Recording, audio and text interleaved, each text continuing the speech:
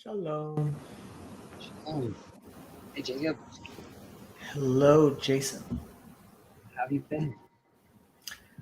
Pretty busy. It's been a very, very busy little while.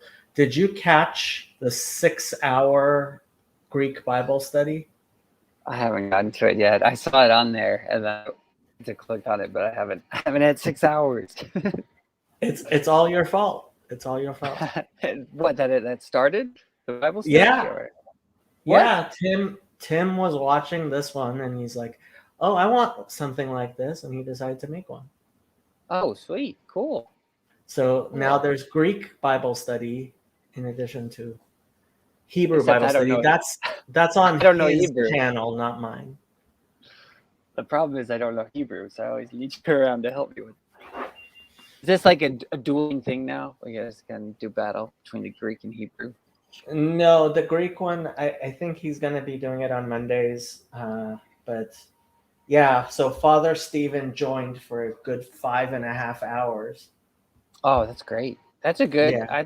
I'm glad that happened. I feel like that's like clickbaity for him, Greek Bible study. Hey, like, It'll draw him in.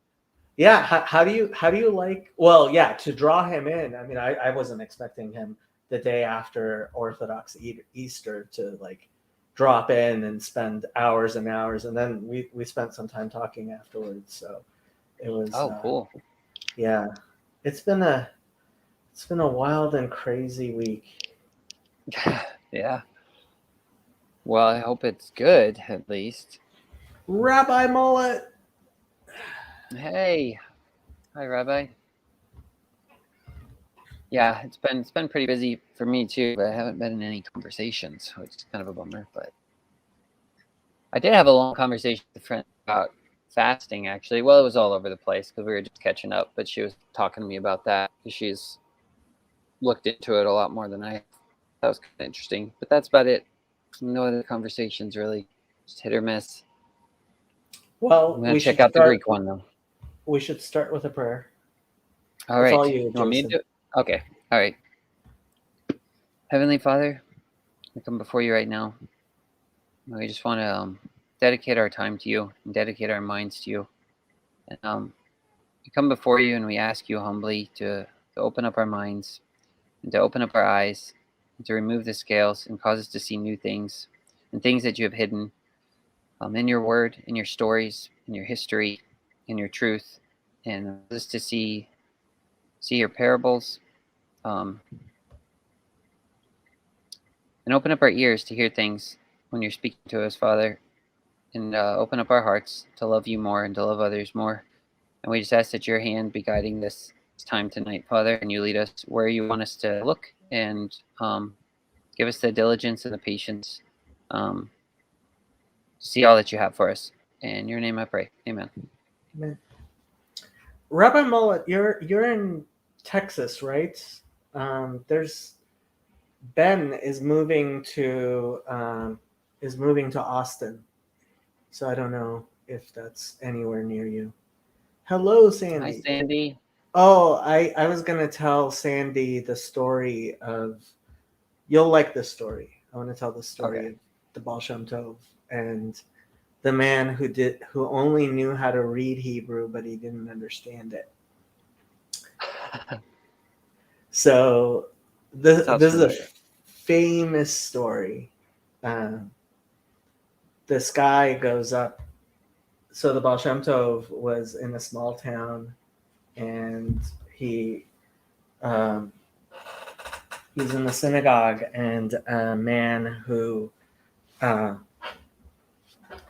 knows how to like read the letters of Hebrew, because vocalized Hebrew you can read it without actually understanding it. So he had learned how to read, and he had a prayer book. Now, a Jewish prayer book, you have to understand, like, it has a good one will have basically all the prayers you need for all the holidays all around the thing, right? The year. And so you you know, a lot of it you skip because it's only applicable for certain days, and so you don't you go to the pages that are applicable to the prayers you're saying at the time, right? So, for example, there's a section for the Sabbath prayers, which is completely different than a section for the weekday prayers, right?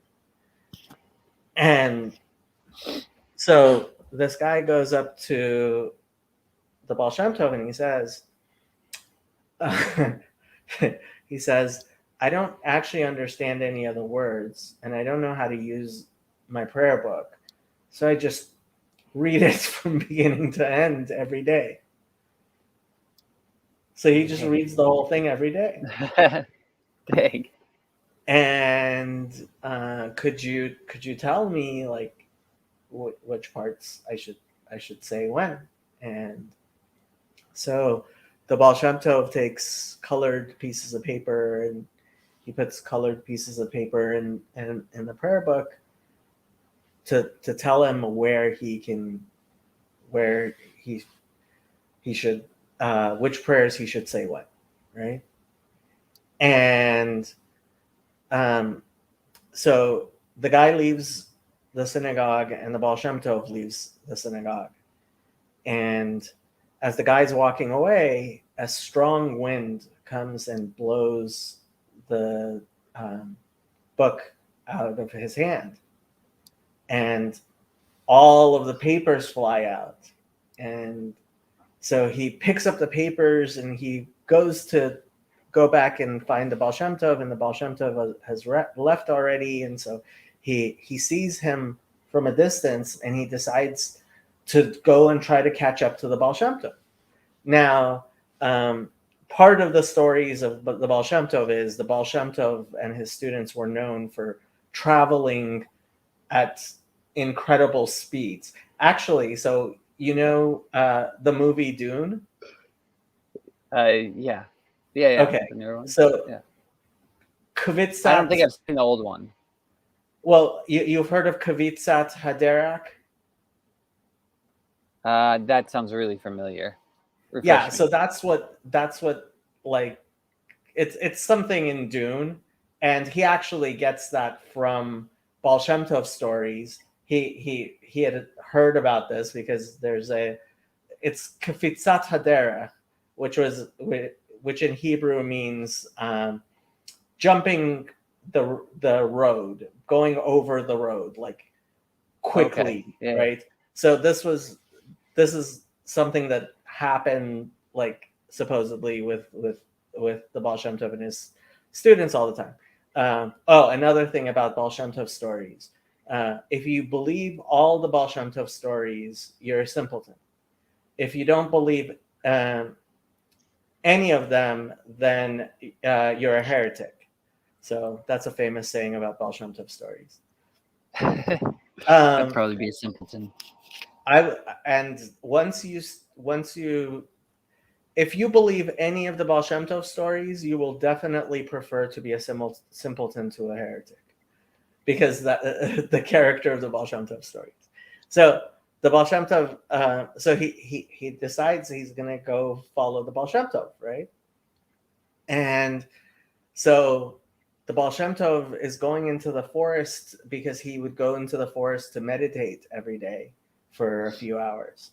And he's going into the forest, and this guy follows him into the forest, and the Baal Shem Tov gets to a cliff, and he takes out his handkerchief, and he jumps and slowly goes down to the ground. So the guy sees the Baal Shem Tov. Hello, Diggs. You're new Hi. here. And so he sees that Baal Shem Tov did it, so he does it too. He takes his handkerchief and he jumps. And he also slowly goes down the cliff. And they keep up. The Baal Shem Tov is still going, and he's still trying to catch up. And the Baal Shem Tov gets to a river, and he drops his handkerchief on the river, and it just floats there. and he steps onto it and gets across the river. And so the guy sees the Baal Shem Tov does that, and he does the same thing. He just drops his handkerchief and floats over. And finally, the Baal Shem Tov gets to the clearing where he was going to meditate, and this guy catches up to him and he says, "Yeah, all the pieces of paper fell out. Could you put it back in my siddur?" And the Baal Shem Tov tells him, "It's okay. You just keep on praying how you were." Oh, yes. That's great. I love that story. Man. Yeah, that's one of the most famous stories of the Baal Shem Tov. That's cool. That's really good. Nice. So why was Sandy was asking about that? No, so I was speaking to Sandy about the value of just reciting liturgy, even if you don't understand it. Just like, okay, I don't understand what all these words mean, and like, because you're never going to understand things all the way to their depths, right? Yeah. There's a value in the words of Torah that goes beyond your understanding. That's why it is so valuable, because it is beyond your understanding. Yeah, I completely agree. I had that experience a lot. I've had that experience with even with songwriting too, where I like write a song or something and I don't necessarily even know what I'm writing, and then it almost opens up.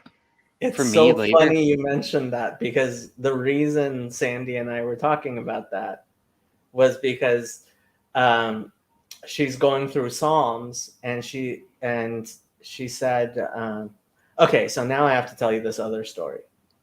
Okay, let's hear it. So yesterday, I was in a hurry, and I hadn't put on tefillin. I hadn't put on my phylacteries. And the Rebbe was always insistent. He's like, okay, you can take a few minutes to put on phylacteries every day, right? And I don't observe many things, but that's one of the things that I've started to do again, which is I put on tefillin every day. But I was late, and I had miscalculated, and people were waiting for me, and we were going to be late, and other people were going to be like, and I had forgotten to put on tefillin, and I was like, do I put on tefillin or don't I? And I put on tefillin, and while I'm saying Shema, what's going through my brain is like, God doesn't care. Like, why?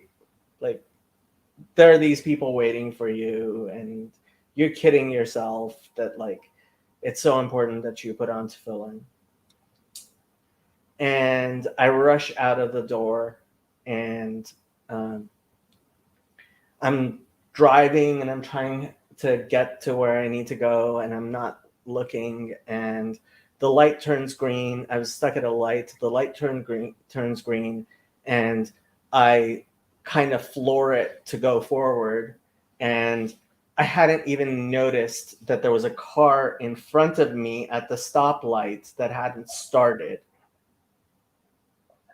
Yeah. And just rammed the car in front of me. No. And I'm like, oh, like, and of course we ended up being very late. But like, so I pull over, and I pull over, and the lady in the car gets out, and she's wearing a tichel.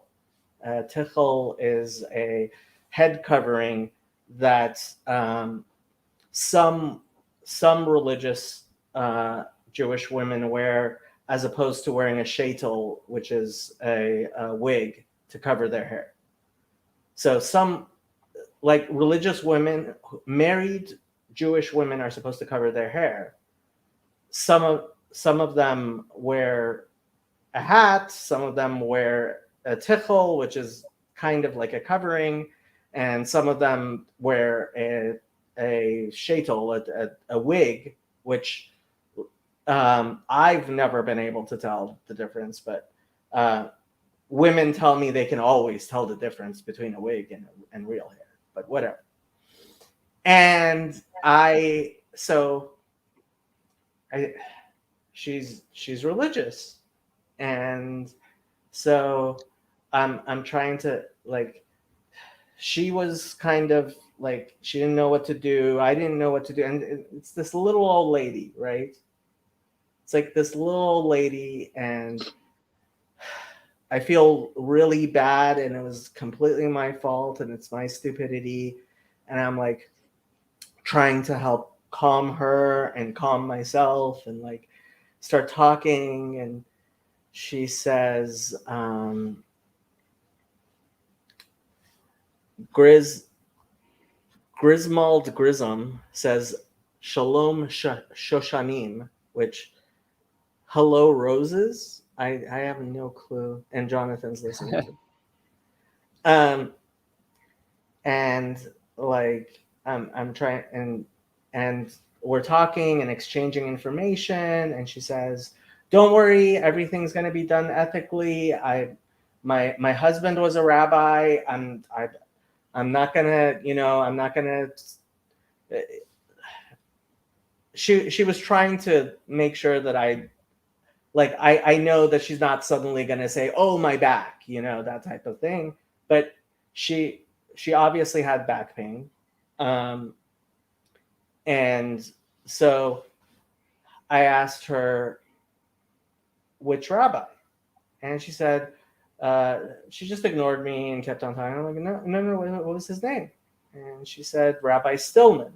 And I said, from Chabad of UCLA? And she's like, yeah, he you know him. He died 2 years ago of a heart attack. I'm like, yeah, I did know him. So when I was at USC and I was first becoming religious, there wasn't a Chabad house there. And so there wasn't any Orthodox rabbis or Orthodox Jews really that were there. I was like one of the few people. Like, I had decided that I was going to wear a yarmulke, which was one of the stupidest things I had ever decided to do. Like, it was one of the first things. I didn't know anything, and I decided I'm going to start wearing a yarmulke. Yeah, I don't know why that's dumb, but I don't know. Because it's not even a mitzvah. It's not even it's just a tradition to keep your head covered. It's like, yeah, it's one of the last things you do, right? So, for example, nowadays it's changed, but like 30-40 years ago, if you were an attorney, you did not wear a yarmulke, certainly in court, because halachically, all of the poskim, the rabbis who make such decisions, were like, you should not risk some jury member, like, your duty to your client is an important religious duty, and it outweighs the duty of of keeping your head covered, right? So if there's a possibility that your client is going to be badly represented by the fact you're wearing a yarmulke or something like that, then it's better if you don't, right? So it used to be that in court, almost no, and during the impeachment, so during the second Trump impeachment, one of the things that went viral was one of Trump's lawyers. Every time he would take a drink of water, he would put his hand on his head and he'd drink water. And like, people who are watching the impeachment all over Twitter, they're like, why is he doing that? Why is he doing that? And the reason he was doing that is he's an Orthodox Jew who was a lawyer, Wow. and he was not, he didn't have his head covered. And so, and although this doesn't actually work, out of respect, he just had a habit of like, you know, Yeah. um and so that's what was going on. And so like this became a whole thing on Twitter where I was explaining to people why this guy was Was wasn't wearing, doing that. like, if, because people said he's an Orthodox Jew, and then other people started saying, well, if he's an Orthodox Jew, why isn't he wearing a yarmulke? Why, you know? And it's like, well, he's not supposed to. That's not what, or Yeah. like, lawyers, Orthodox Jewish lawyers, especially in a criminal trial, will not wear a yarmulke. Anyway, so all of that, how did Back we to your come? story.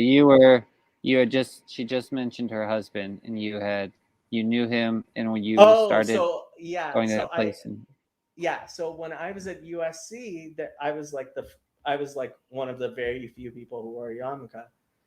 And so a rabbi would come, a Chabad rabbi every once in a while would come from UCLA, would come to USC, right?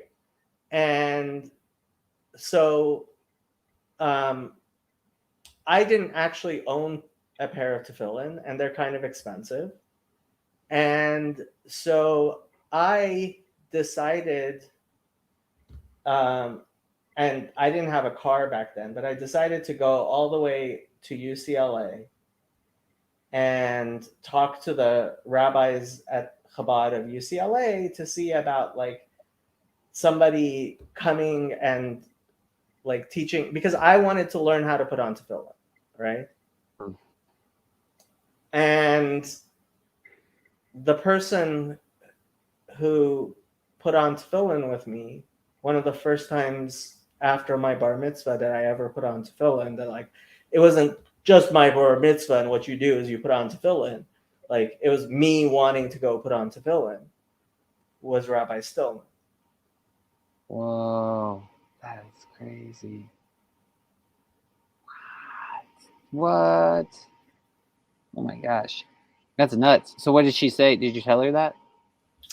So I actually, this morning I texted that to her, but like, so the reason I remembered this is because so I decided I'm gonna say some Tehillim for her back, because it's an old Jewish custom to, like, when somebody needs healing, to recite Psalms.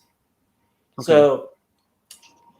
So I was talking with Sandy about reciting Psalms, and she was like, "Yeah, I'm just on Psalm 3 because like I get like I read the things over and over again to understand them." And I was like, "It's a song.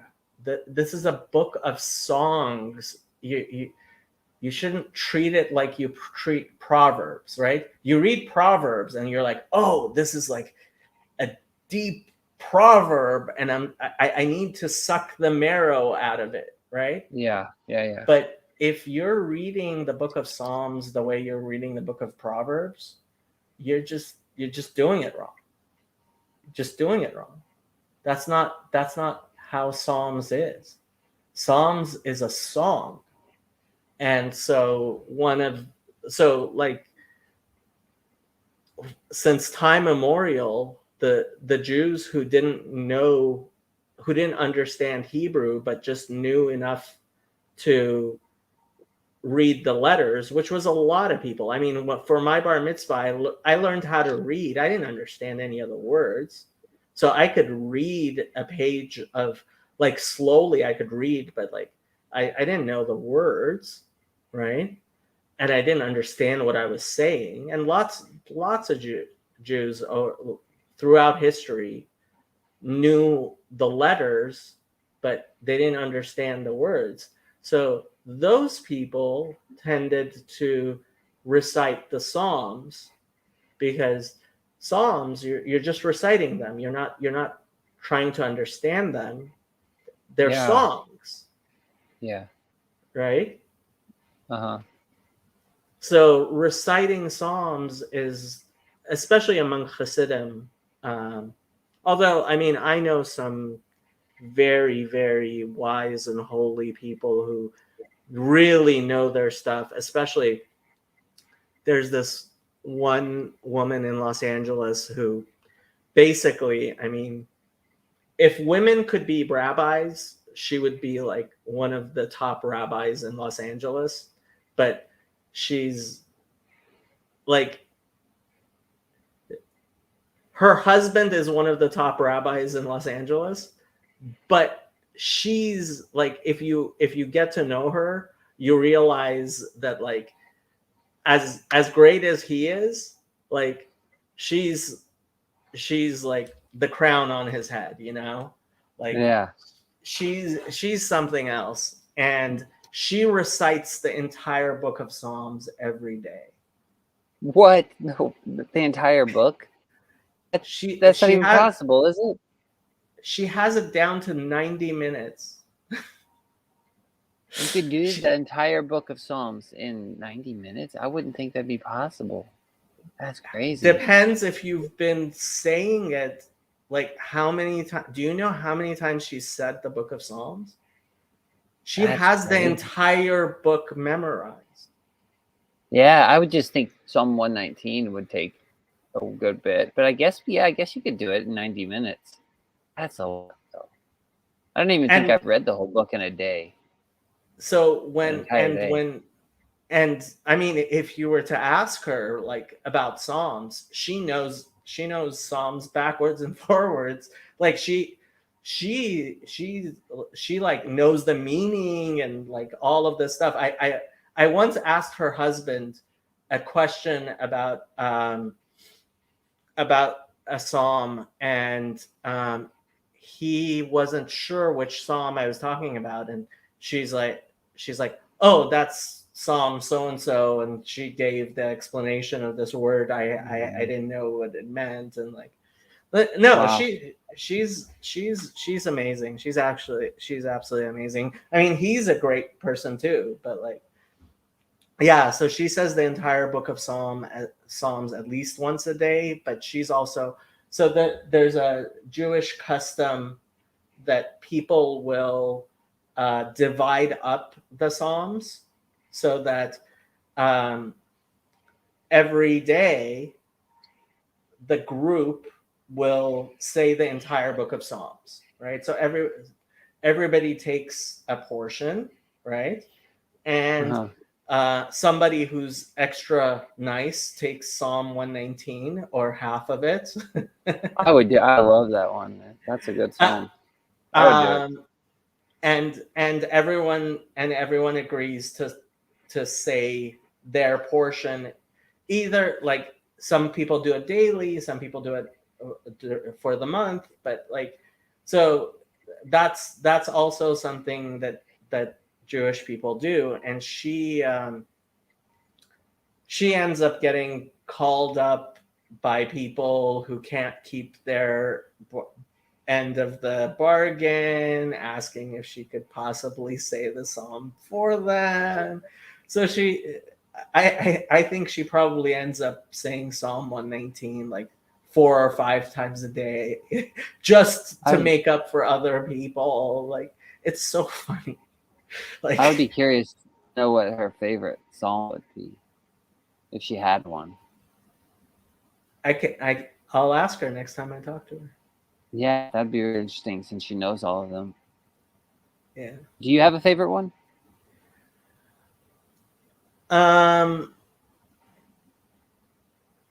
Kind of. So I don't even know what number it is, but I mean, I like so many here. of them. Say it. I'll get it. What? I'll guess it. I said start saying it and I'll guess it. Let's see if I can do it. We need that lady here. We need her here. It's the one that talks about the voice of God. Oh, that breaks the tree, Shover splinters the tree. Arazim, yeah, that Ah, shatters the cedars of Lebanon. all right. Don't let me guess. I'm gonna say 28, but I think I'm wrong. Let me look. I don't know. I know it's in the 20s. I think. Oh man, this is fun. So we recite that No. Oh, psalm it's as 29. No. Yeah, it's 29. I was so close. good job. So we Man. recite that psalm. We recite that psalm as the Torah is being returned to the Ark on Saturdays, and Phlebas knew it, Oh, and nice. I just love the tune, and I can actually like keep the tune. It's pretty easy, and I love this. I love the song. It's a pretty nice song, Ah, and like the words and stuff.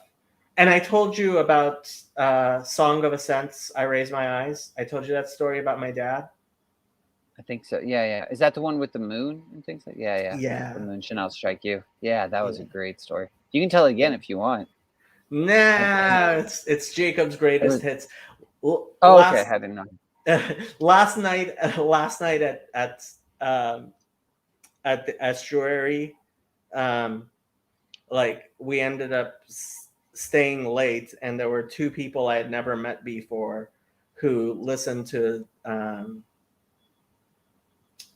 Oh, Phlebas Googled it. um,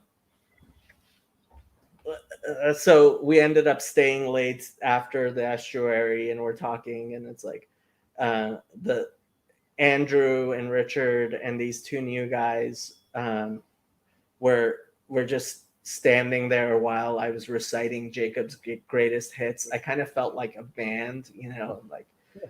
And like That's funny. Richard and Andrew, like they had heard all of Jacob's greatest hits, and like They should. they They would should be like, chime in. "Hey Jacob, can you play that one?" And I would Yeah. have to play that one. That's man. That's so cool. You get to see them in person too. I don't know if there's anybody I've seen in person. I don't know if I met off the Discord. I don't know if there's anybody around my area. There probably is, but I'm Well, not even involved in the Discord anymore that much. So if anybody is in the Los Angeles area, we are going to do what I am calling Meaning the Gathering, which means that we're going to get together at my place, and we are going to um, have adult beverages, and if we are adults, and we are going to play a Magic the Gathering cube. I don't know if you know what that is, but I don't. But I was thinking today that I wish I did. I wish I would have been involved in that community. That sounds so much fun. So that's just like the RPG style storytelling with the no, dice and all that, or no? no. No, it's That's not. D&D. Magic the Oh, okay. Gathering is a card game. It's kind of like Pokemon and Yu-Gi-Oh, but it's Oh, but it's it's more. better. I think so. Yeah. Is there Although a I feud? never. Not really. People, as they get What? older, switch from Yu-Gi-Oh and Pokemon. Like you Do you? started Pokemon, then you play Yu-Gi-Oh, then you finally end up Ah. in Magic. Yeah. Do you have Netflix? Sometimes when I Okay. need Well, to. there's a comedy show on there, and they had it was a show they would just do improv One skits. second, I might be Okay. burning something in the kitchen. Hope it's not eggs. It's not. One time I was gonna hard boil some eggs, and then I got distracted doing work, and then I heard something exploding from the kitchen, and it sounded like a gun going off, and it was my eggs. They will blow up once all the water evaporates, and then they'll just explode. So beware. Eggs will also blow up if you put them in the microwave. I have tried that. So don't put them under a glass thinking it will contain it. It did not. The glass didn't explode, but it tipped over. I'm done. He's back. Were you burning It something? No, it was not a pot boiling over. It was Oh, you somebody. could.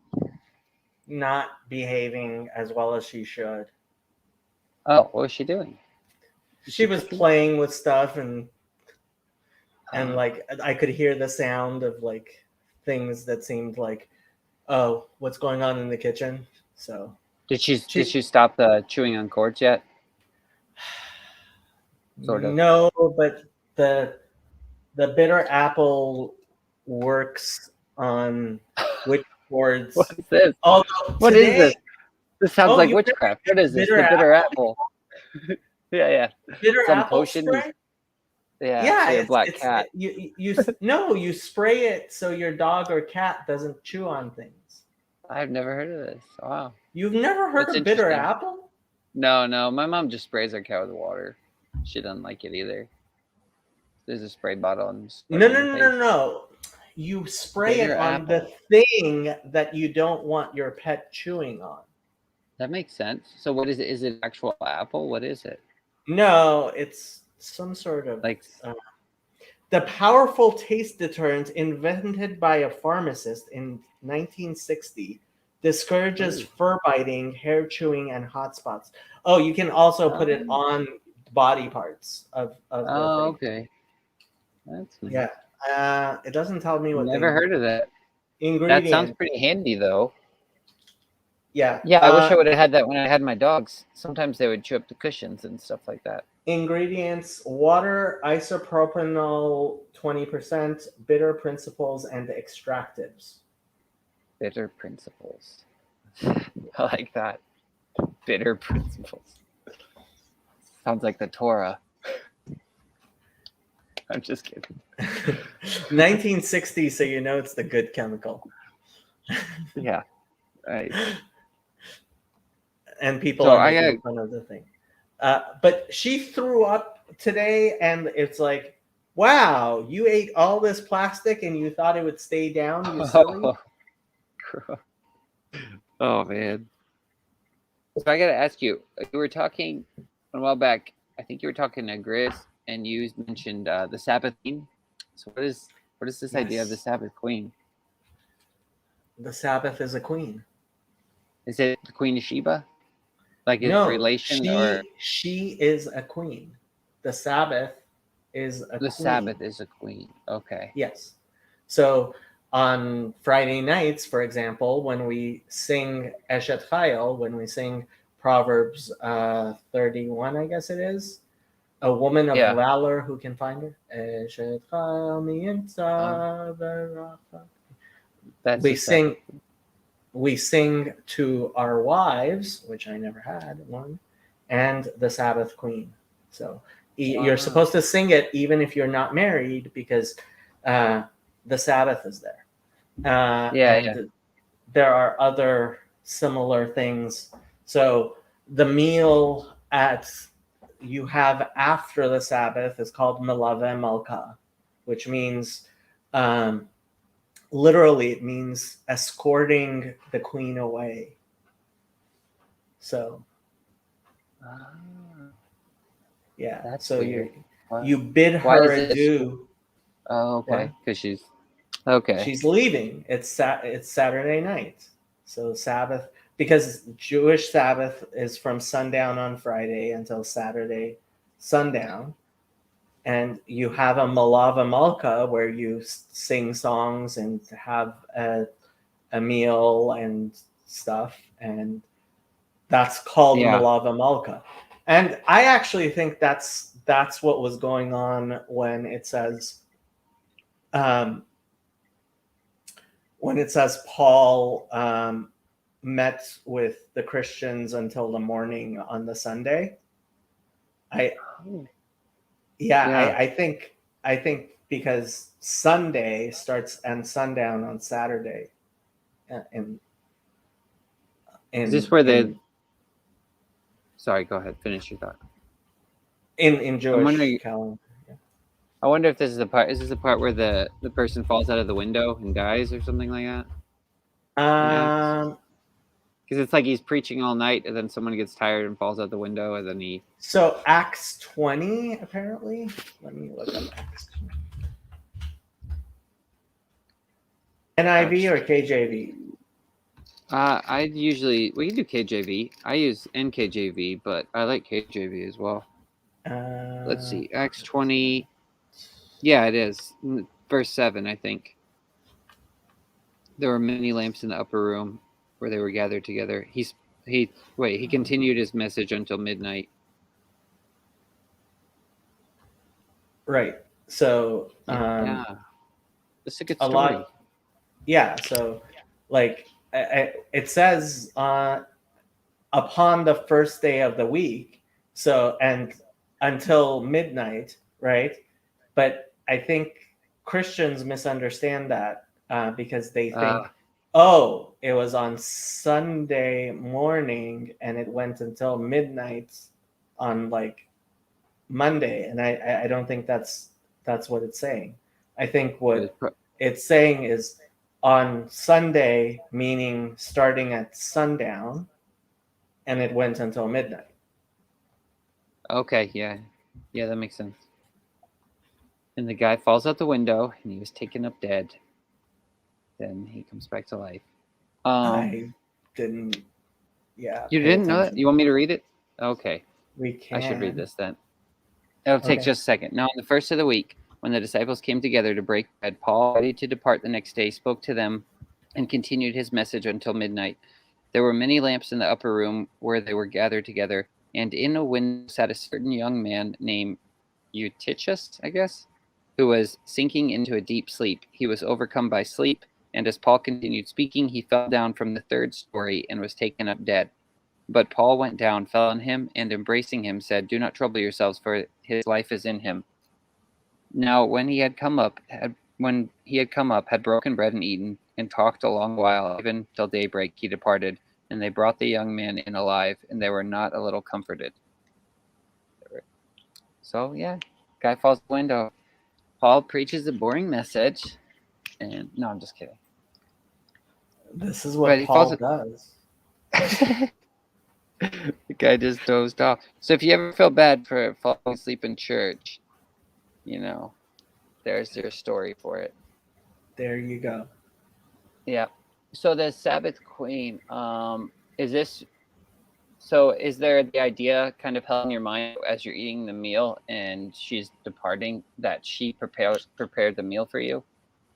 No. Or no? You're like, wow, conceptually, like you're using very different concepts. Am I? Yes. Break it down for me. Think of it this way. In synagogue on Friday, we sing Lecha Dodi. So let me find Lecha Dodi. And I guess I was just asking because of Proverbs 9, but it's talking about wisdom there, not Sabbath Queen. But I didn't know if that's why. Maybe you had an idea where you're being mindful of the Sabbath Queen. So, all right. On Friday nights, this is one of the songs we sing to greet the Sabbath as she enters. And I mean, I always sing it in Hebrew, but here's the English. This is pretty. So, yeah, the song is like the refrain of the song is Lecha Dodi Likrat Kala Pene Shabbat Nekabela Lecha Dodi Likrat. So that's the refrain, right? So come out, my beloved, the bride to meet, the inner light of Sabbath, let us greet. So like we refer to the Sabbath as Dodi, beloved, and Kala, bride, right? And so when you sing Lecha Dodi, and then there's observe and remember in a single word. So like the 10 Commandments, there's the 10 Commandments in Exodus and the one in Deuteronomy. And so like in one of them, it starts Shamor, meaning observe. and the other one says Zachor, which means remember. And Wow. so the rabbinic explanation is that when the Ten Commandments were said, it was such a miraculous event that, like it says, the people saw the lights, right? I mean, saw the thunder, the voices, literally, right? It says, and the people saw the voices. That's the literal Hebrew there. Okay. And Yeah. so the rabbis explain that, like, the experience of Sinai was so, like, different from anything that's normal, that, like, the voices were being seen as opposed to heard, right? And so Yeah. it was a completely miraculous event, and that's why when God, when the commandment for the Sabbath was given, it was like there was a single word which both expressed Shamor and Zachor, right? So that's what it's referring to. Observe Shamor v'Zachor b'dibur echad hishmianu el hameyuchad. Right? He caused us to hear the one and only Lord. God is one and his name is one, for renown, for glory, and in song. And then we sing the refrain again. To welcome the Shabbat, let us progress. For that is the source from which to bless. From the beginning, chosen before time, last indeed, but in thought prime. And then the refrain: sanctuary of the king, city royal, arise, go out from amidst the turmoil. In the vale of tears too long you have dwelt. He will show you the compassion he has felt. Arise now, shake off the dust. Don your robes of glory, my people, you must. Though through the son of Jesse, that's the Messiah, Ben Ishai, right? The son of, because Jesse is the Bethlehemite. Draw near to my soul, set her free from her plight. Wake up, your light has come, rise and shine, awaken, awaken, sing a melody, the glory of God to be revealed upon thee. Be not ashamed nor confounded. Why are you downcast? Why astounded? In you refuge for my poor people will be found. The city will be rebuilt on its former mound. May your plunderers be treated the same way, and all who would devour you be kept at bay. Over you, your God will rejoice, as a groom exalts in his bride of choice. This is the first time I've read this poetic translation. I mean, I always read it in Hebrew anyway, so I never read it. Yeah, I'm sure in English it might be a little lacking, Yeah, but because they're trying to make it rhyme too. But it's kind of weird. But to right and left you spread abroad, and the Eternal One you shall laud. Through the man from Peretz's family, because Peretz is an ancestor of the Messiah, we will rejoice and sing happily. Come in peace, her husband's crown of pride, with song, and on festivals we add rejoicing and good cheer. Among the faithful of the people so dear, enter, O bride, enter, O bride. And when you say, this is freaking amazing. I love it so much. But when you say these words, you actually bow, and some synagogues, especially Reform synagogues, will actually open the doors at the back of the synagogue so that the Sabbath can enter, and that's when the Sabbath enters. That's so cool. And Andrew can tell you all about the Reform synagogues' Friday night services. Yep. Can you drop this link in the chat or something so I can Sure. save this? I so when I mentioned writing a song that's to me later, I wrote this song called gosh, what is it called? No. Something about the Shulamite. I don't even know if that's the right way to say it, but it was about the Shulamit woman. yeah, about, and it was kind of this weird um this weird I can send you it and send you the lyrics or whatever and see if you can draw anything good out of it. But it was kind of when I was seeing the weird thread that was running between, Shalom, Solomon, Sheba, like the Shulamite woman Yeah. and all that stuff. Is the Song of Songs connected to the Sabbath Queen? Would you Oh say? yeah. So yeah. Okay. So Yeah. So in the synagogues, in Sephardic synagogues, a lot of synagogues will recite the entire Song of Songs on Fridays afternoons as well. That's cool. Yeah, see, I used to recite the Song of Songs. There was a good while I went through. I would read it every day. I should probably do that again. But that was one of those books, I think, kind of like you said, where I remember I didn't really study it. It wasn't like a proverb. I would just recite it and recite it and recite it, and then eventually it starts to kind of blossom and open up. But it was weird. I don't think it really started to open up for me until like I said, I wrote that song, and then after recording it and just like listening back to it, I was like learning things my own song, and it was really strange because but everything you just read kind of reminded me of it, or there were parts of it that reminded me of Oh what yeah, I had written as well. it's all based on like, and in Hebrew you can see, because like it's all using words from, a lot of the words are directly from the Song of Songs. Yeah. Let me see. I'll find my song. I'll send it to you. And then I'll try to grab the lyrics too. But you don't have to mess with it now. I can send it to you on the Discord or something. Yeah, I think I just sent you the thing on Discord. I just sent you the Sweet. link on Discord. Yeah. So Nice. like the Sabbath is the queen.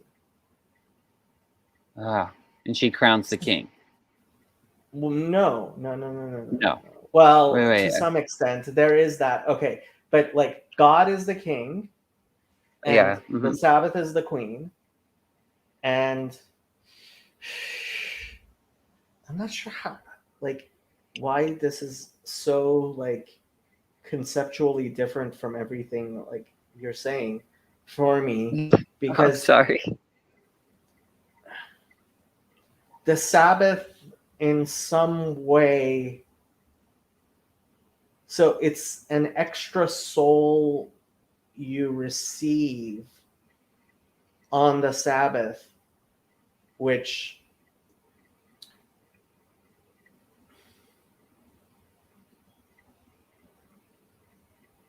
Can you tell me how it's conceptually divinity that dwells within us. Okay. And allows us to rise up to meet God, who is the King. So the Sabbath allows you to kind of, I don't want to say access, feels like the wrong word, but yeah, access the divinity within you that allows you to rise up and meet God. Is why what am I saying specifically that's causing you to think like I'm thinking Like you're thinking of the queen, like it's like the Sabbath queen is like something other than the Sabbath. No, the Sabbath is the queen. Mm-hmm. Okay. Yeah. I guess I'm just in my head. Maybe I'm personifying it or something. I'm also thinking of when I asked if she crowns the king. I guess I was asking about the tree of life that you bring up, and at the bottom, the kingship. That's why I think I was kind of asking that question, and because before and with the story. But that's what it means when it says Sof ma'aseh b'machshava techila. Where's that line? Sof ma'aseh b'machshava techila. last in deed, but in thought prime, Okay. right? The Okay. beginning and the end meet. Yeah. Yeah. Yeah. Yeah. I guess that's why I was asking that question where if the Sabbath is So uh, Keter kind and of a, Malchut. Keter is the crown is the masculine. Malchut is the feminine. mhm, King and queen, and yeah. yes, they are in fact superimpositions of each other. Yeah. Okay. That was kind of my question because even when you were telling the story earlier about the rabbi and his wife, you were saying how the wife she is the crown on the Yeah, rabbi's head, sort of. yeah, So yeah. that's why I was kind of wondering if the Sabbath was kind of something like that. Well, But I I mean, don't know. so in Proverbs we say Ateret Ba'ala, right? So when we're singing Eshet Chayil, a woman of valor, right? One of the lines is um, she is Ateret Ba'ala. She is the crown of her husband. Hmm. Yeah. Yeah. Okay. Yeah. So that makes sense. That's kind of what I was getting at, I guess, when I asked the question about that, which is fascinating to me. I really need to think about all this more. I feel like I waited years and years and years trying to get any sort of revelation or understanding on the Sabbath, and I feel like I'm just now scratching the edges of it. I don't know because I mean, I never understood it in the God's emphasis on it over and over and over. Keep the Sabbath and all that. It's kind of lost, or at least it was to me in churches I grew Well, up in. okay, I have to say, as a Gentile, you don't have to keep the Sabbath. That's not one of your mitzvot. That's not something that is. And in fact, so this is one of the things that gets me into trouble. So it says, Ot hi leolam beini uveinechem. It is forever a sign between you and me. And Noachides, one of the first things Noachides get angry at is when you tell them that they should not keep the Sabbath, because for thousands of years Jews have been saying, even to people in the process of conversion, that because it is a sign between, because the Bible says it is a sign between you and me, it would be Mhm. trespass, it would be a form of stealing for a Gentile to try to keep the Sabbath the way a Jew does. Now, uh, just because Chezi wants me to, Rabbi Sherki, who is a posek and one of the most prominent poskim for Noachides, he believes that a Noachide, in fact, can keep the Sabbath. I don't know the particularities of that, but Hmm. the vast majority of rabbis believe that.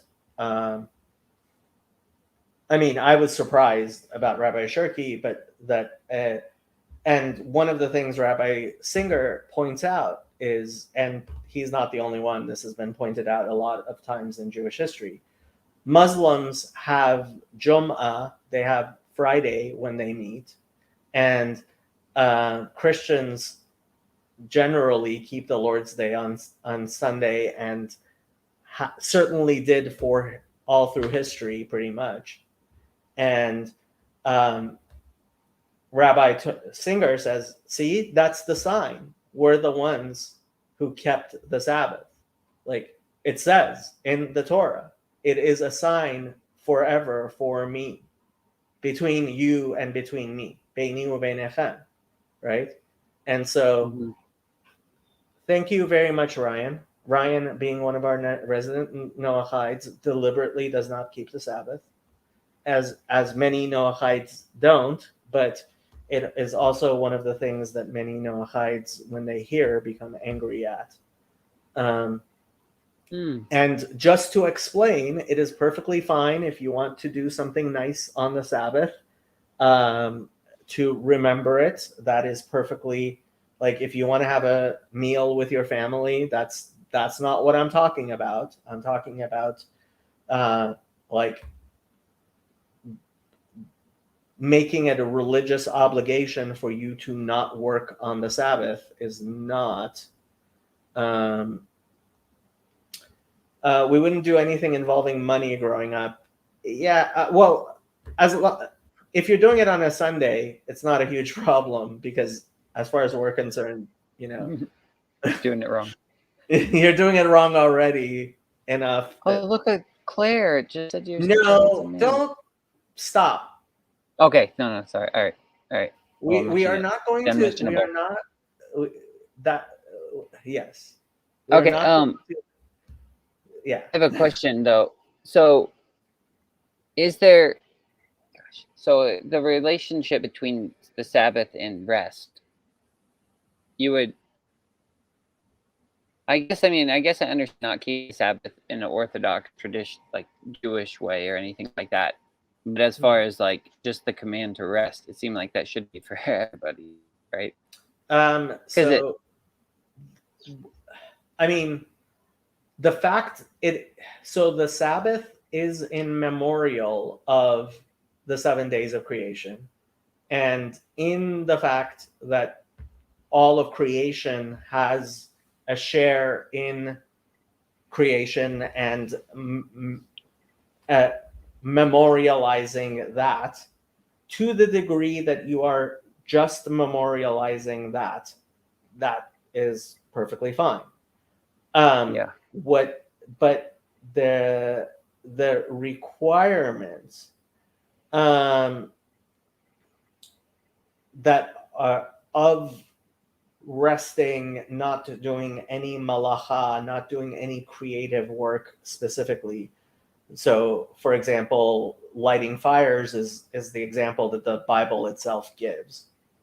To this day, Samaritans and Karaites, so for example, they eat cold food on the Sabbath, and Pharisaic Jews, that's why we eat cholent on the day of or chamin. We eat or drink something warm. There is a rabbinic commandment to have something warm on Saturday morning to prove that we are not like the Samaritans and the Sadducees and then the Karaites who believe that that's prohibited. Okay. Yeah, it's like a sectarian. Okay. Well, okay, and you can tell me if I'm conceptualizing things wrong again. Because in my mind, and I sent you the song and the lyrics too, and you feel free to later to just pick it apart. And if you hate it, I won't be offended. But in my mind, I hate it. I think because of the words like Sheba, the seventh day, there's kind of a weird, I don't know what you'd call that, line or thread, a wink, I guess you could say. It seems to me. And then you have Solomon, Shalom, Shulamite, like all these ideas around rest. And in my mind, I usually associate that with death in a way, because when you go to bed at night, you lie down to rest. It's kind of like you're dead. And so eventually you'll go to, like, you will finish your day of work here, and you will rest. And is that a bad thing to think? Because that's my mind usually associated those two. I wouldn't associate the Sabbath with death. I mean, okay, so there's the night of the Sabbath, which is followed by the day, right? And the night does have that aspect of death, but the day of the Sabbath is resurrection. Okay. Yeah, that makes sense. So I get it. And I probably should keep those two words separate, because I think in my mind, when I think of death, I don't know if it's just so ingrained in me of just like there being an afterlife, to where I didn't really think of it being as such a final thing as I think a lot of people associate it with. But in my mind, when I think of Shalom, Shulamite, things like that. It would be the idea of like a peaceful rest, awaiting a resurrection. That kind of death, I guess, is what I'm talking about. And I didn't Okay. know if that was a wrong association to have with something like that. I Because think if that's your association with Friday night, that makes sense. okay. So just to make, so Phlebas brings up an important thing. Unfortunately, growing up on a farm requires a minimal amount of work, even on a Sunday. So this was actually a very live debate back during the time of Jesus about animals. Some of the Dead Sea Scrolls, the Damascus document, I believe directly forbids the rabbinic practice of if an animal is caught on the Sabbath, like falls down a pit or something, right?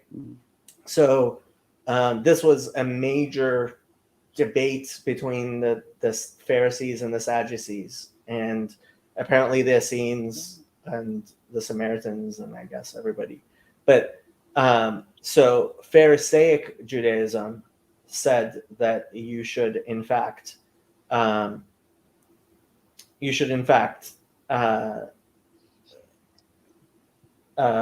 get the animal, take the animal out of the pit, and so if you're Jewish and you have a farm, you can milk the cows on the Sabbath because it's actually relieving them of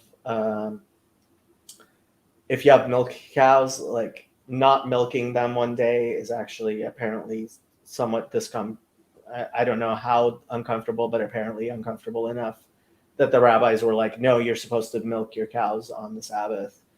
There are things like that were big, huge debates during the life of Jesus.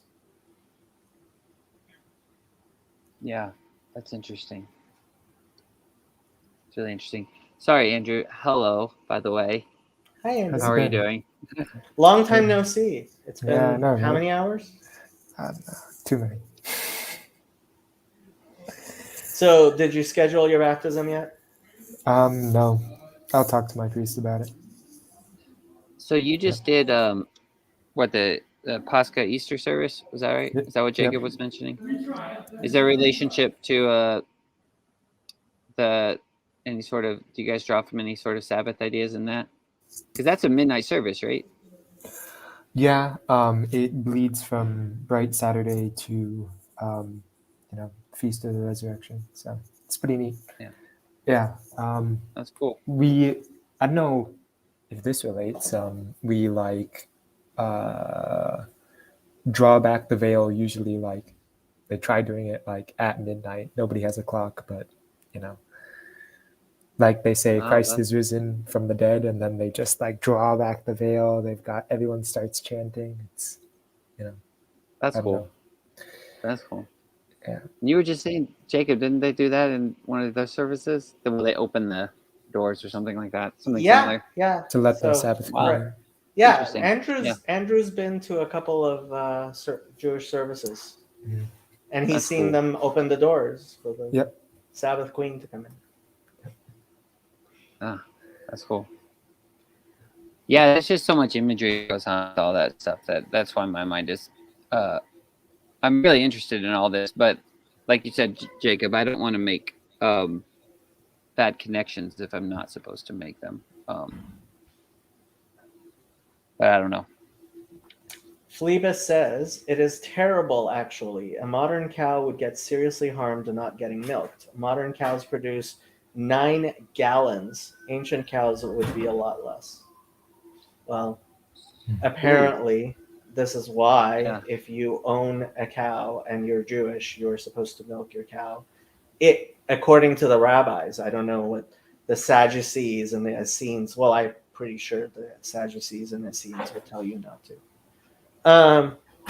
They also might dry up because the cow's body would think there is no calf. Really? From a single day? Well, I guess if you're doing it one day a week, every week, then the demand, like the body would be like less demand, I guess. Yeah. That's really interesting. I'm trying to think of that and how it relates to the Sabbath. And the command of the Sabbath is, it's not, well, is it that you can't do any work or just not your own work? Well, okay. So, I mean, the laws of the Sabbath are really complex. So, You don't have to go on with it. It's all right. well, no, I mean, I don't mind, but so one time I was on EA Dawa and I said Jews and Muslims believe in the same God, and somebody got their gander up and came up uh, to refute me, and he said, "We do not believe in the same God. Your God gets tired and sleeps on the Sabbath."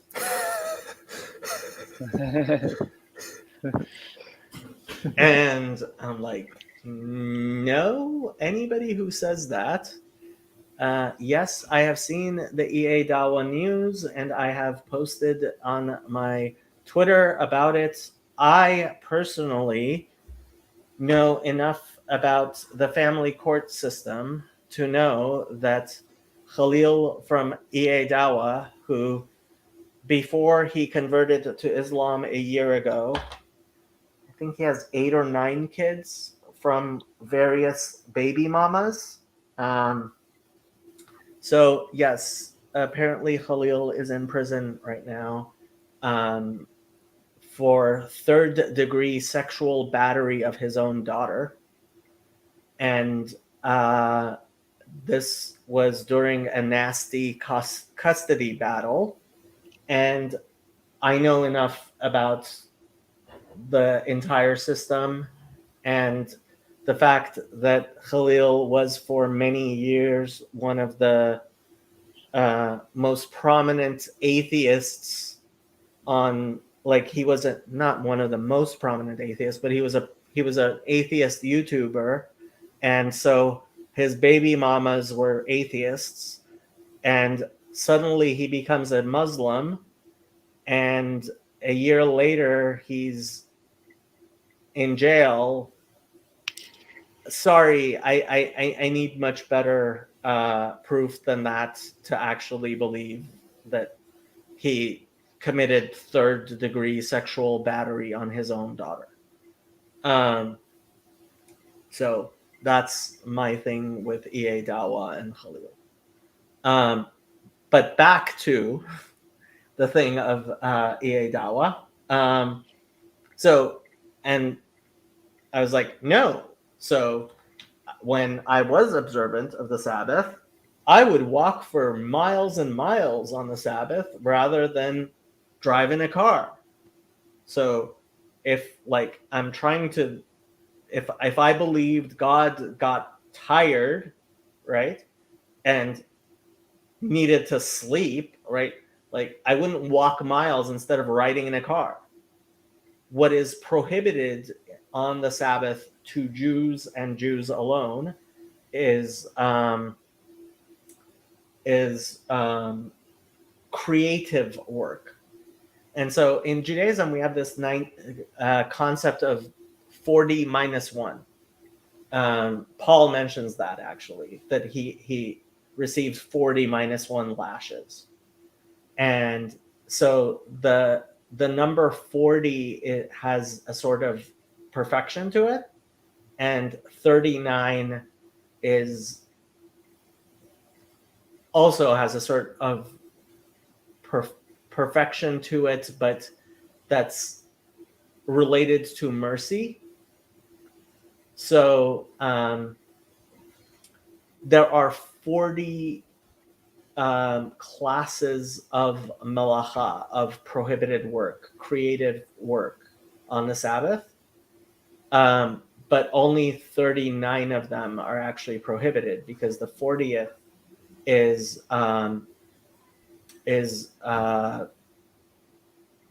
the most creative work a human person can do, which is to create another human being. Okay. And I see. that's actually not only not prohibited, it is something that is generally encouraged. Yeah. So yeah, it's so this 39 versus 40. So a mikvah, which is a ritual bath where you get baptized, right? That's where the idea of baptism comes from. The mikvah has to have 40 measures of water, the particular measure, right? Because it's like there is a perfection to it. And this thing of 40 and 39 plays out in many different ways. So, with Noah and the ark and it raining for 40 days, right? Mm-hmm. And so there's all kinds of things. So the Day of Atonement is on the 10th day of the month, right? So including the previous month, that's 40 days. Okay.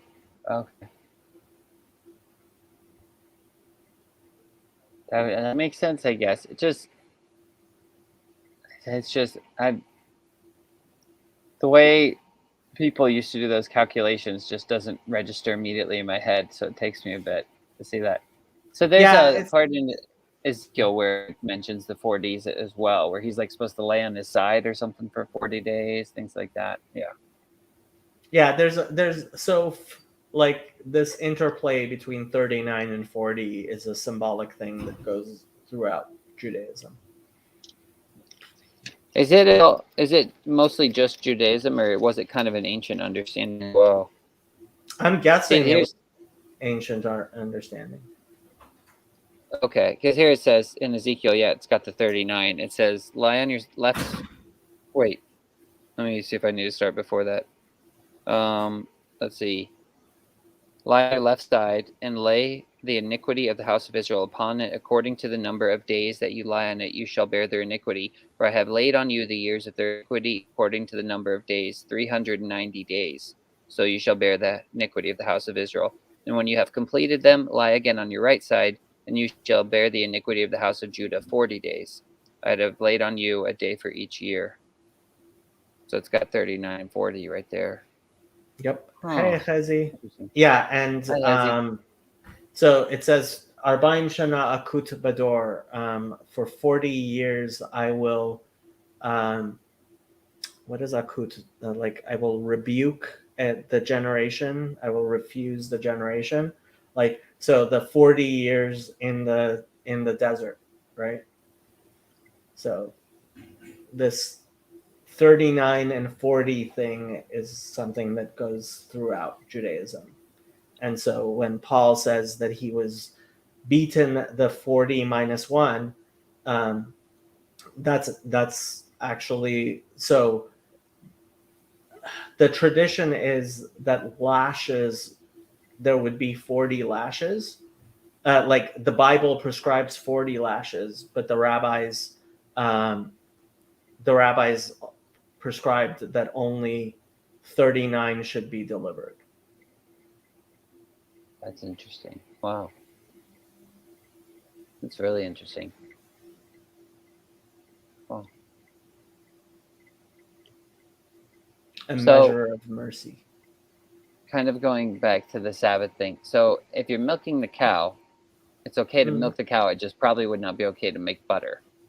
Because Oh butter is the yeah, making creative butter. work. Like Yeah. I mean, so again, milking this the is cow- a rabbinic injunction, but Yeah. anything that is that comes into being on the Sabbath, Jews are not allowed to even touch. Like if if a if a chicken lays an egg on the Sabbath, an Orthodox Jew will not pick it up, even if he was going to pick up even if he was, for example, going to collect an egg because he was going to eat a raw egg. Like the one that is born on the Sabbath, Okay. if it did not exist when the Sabbath comes in, by rabbinic injunction, we're not allowed to move or use it. Okay. But he could, on the Sabbath, he could pick up an egg that was laid the day before or collect those eggs. If I mean, so the laws of I- muktzah are very complicated, and Yeah. they're one of the most complicated laws in Judaism, and Mhm. it's like when Yeah, it's a I'm not lot trying to get easier like, when you actually live it than it is yeah. when you describe it to people. Like Yeah. And it becomes I really understand. crazy.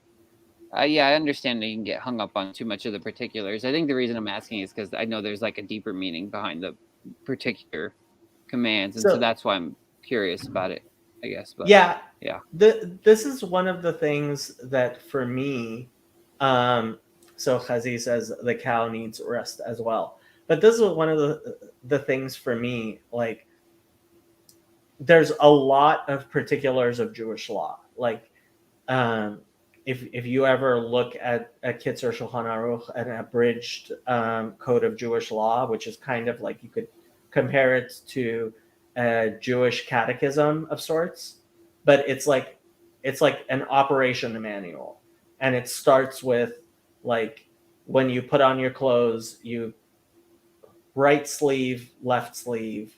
When you put on your shoes, right shoe, left shoe. Um, like Put the all toilet kinds of paper up. things It's about over, not under. Gotta get that right. it's that type of thing, right?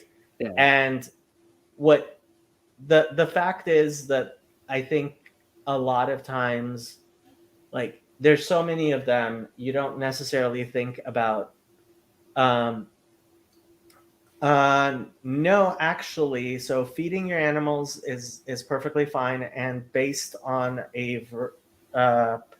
the ordering in a verse in the Shema. So if your animal is hungry, pious Jews will not eat until they have fed their animals. Yeah, this is making a lot more sense to me now, actually, even when the way Jesus would treat the Sabbath in the Gospels. Sorry, go ahead. I don't mean to get Yeah. distracted.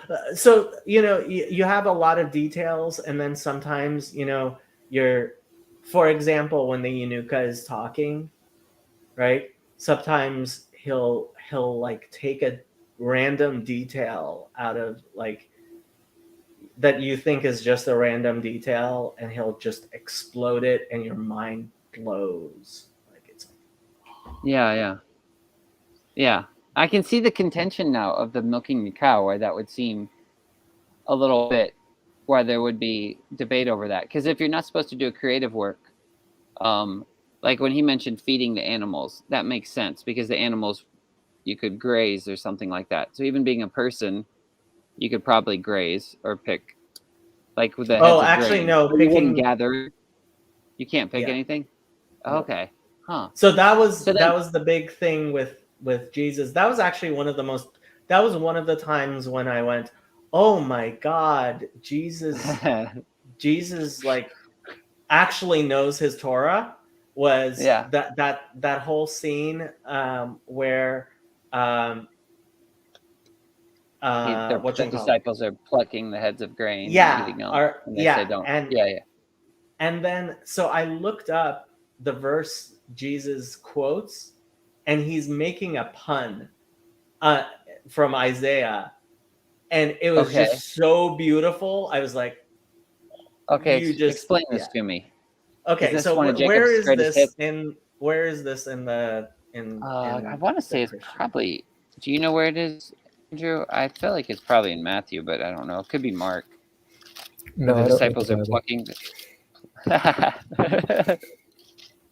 I think it's Mark. I think you're right.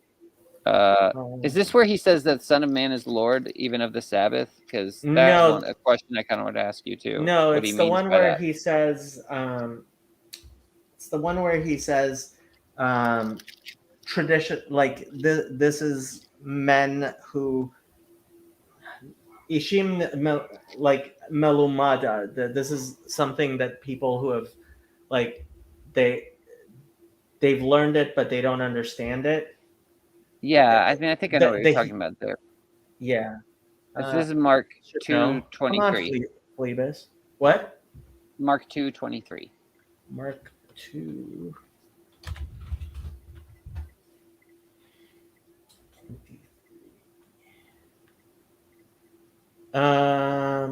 Okay. Oh, yeah. There we are. Okay. And it came to pass that he went through the cornfields on the Sabbath day, and his disciples began as they went to pluck the ears of corn. Now that's obviously forbidden work. And the Pharisees said unto him, Behold, why do they on the Sabbath day that which is not lawful? And he said unto them, Have ye never read that David did when he had need and was an hungered, he and they that were with him? He went. No, this isn't the one where it quotes Isaiah. Where's the one where he quotes Isaiah? I don't know. I thought this was the one we were talking about. So it's another one where they're. Yeah. So the synoptics. Huh. Like there must be a version of this that's in one of the other synoptics. Let's see. Matthew 12 and Luke 6, he says. So Okay. let's see.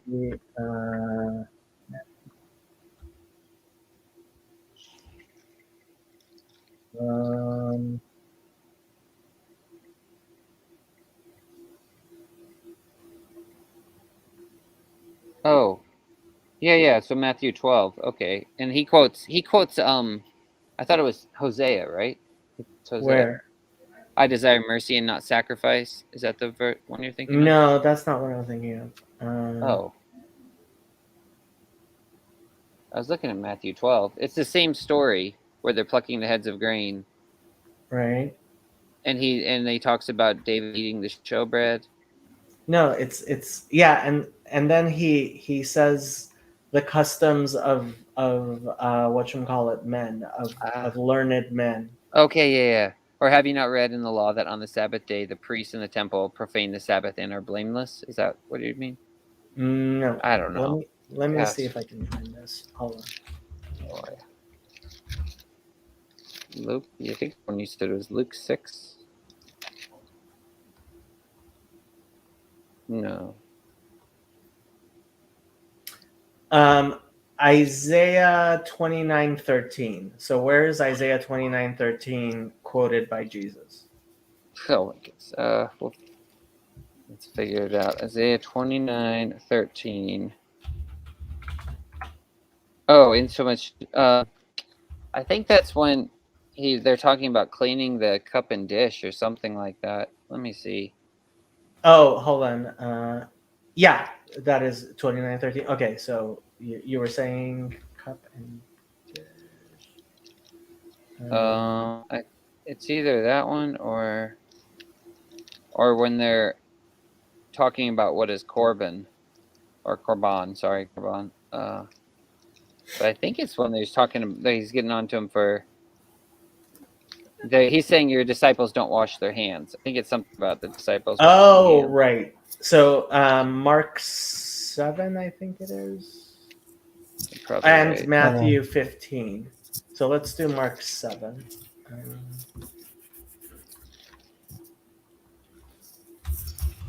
Yeah. There's the quote there, Mark 7. What the quote? Verse? Verse 6 is when beginning. Jesus. Okay, Yeah. so let's start from the beginning. Okay. Okay. Then came together unto him the Pharisees and certain of the scribes which came from Jerusalem. And when they saw some of his disciples eat bread with defiled, that is to say, with unwashed hands, they found fault. For the Pharisees, and all the Jews, except they wash their hands oft, eat not, holding the tradition of the elders. And when they come from the market, except they wash, they eat not. And many other things there be, which they have received to hold, as the washing of cups and pots, brazen vessels, and of tables. Then the Pharisees and scribes asked him, why walk not thy disciples according to the tradition of the elders, but eat bread with unwashen hands? He answered them. He answered and said unto them, well, hath Isaiah prophesied of you hypocrites, as it is written, the people honoreth me with their lips, but their heart is far from me. Howbeit in vain do they worship me, teaching for doctrines the commandments of men. For laying aside the commandment of God, ye hold the tradition of men, as the washing of pots and cups, and many other such things ye do. And he said unto them, full well ye reject the commandment of God, that ye may keep your own tradition.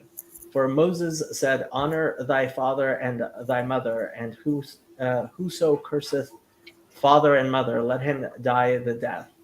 But ye say, if a man shall say to his father or mother, it is korban, that it is to say a gift, by whatsoever thou mayest be profited by me, he shall be free. And ye suffer him no more to do aught for his father or his mother, making the word of God of none effect through your tradition which ye have delivered, and many such things do ye. Okay, so I was trying to read this, and I'm like, you can't possibly be saying what they're saying.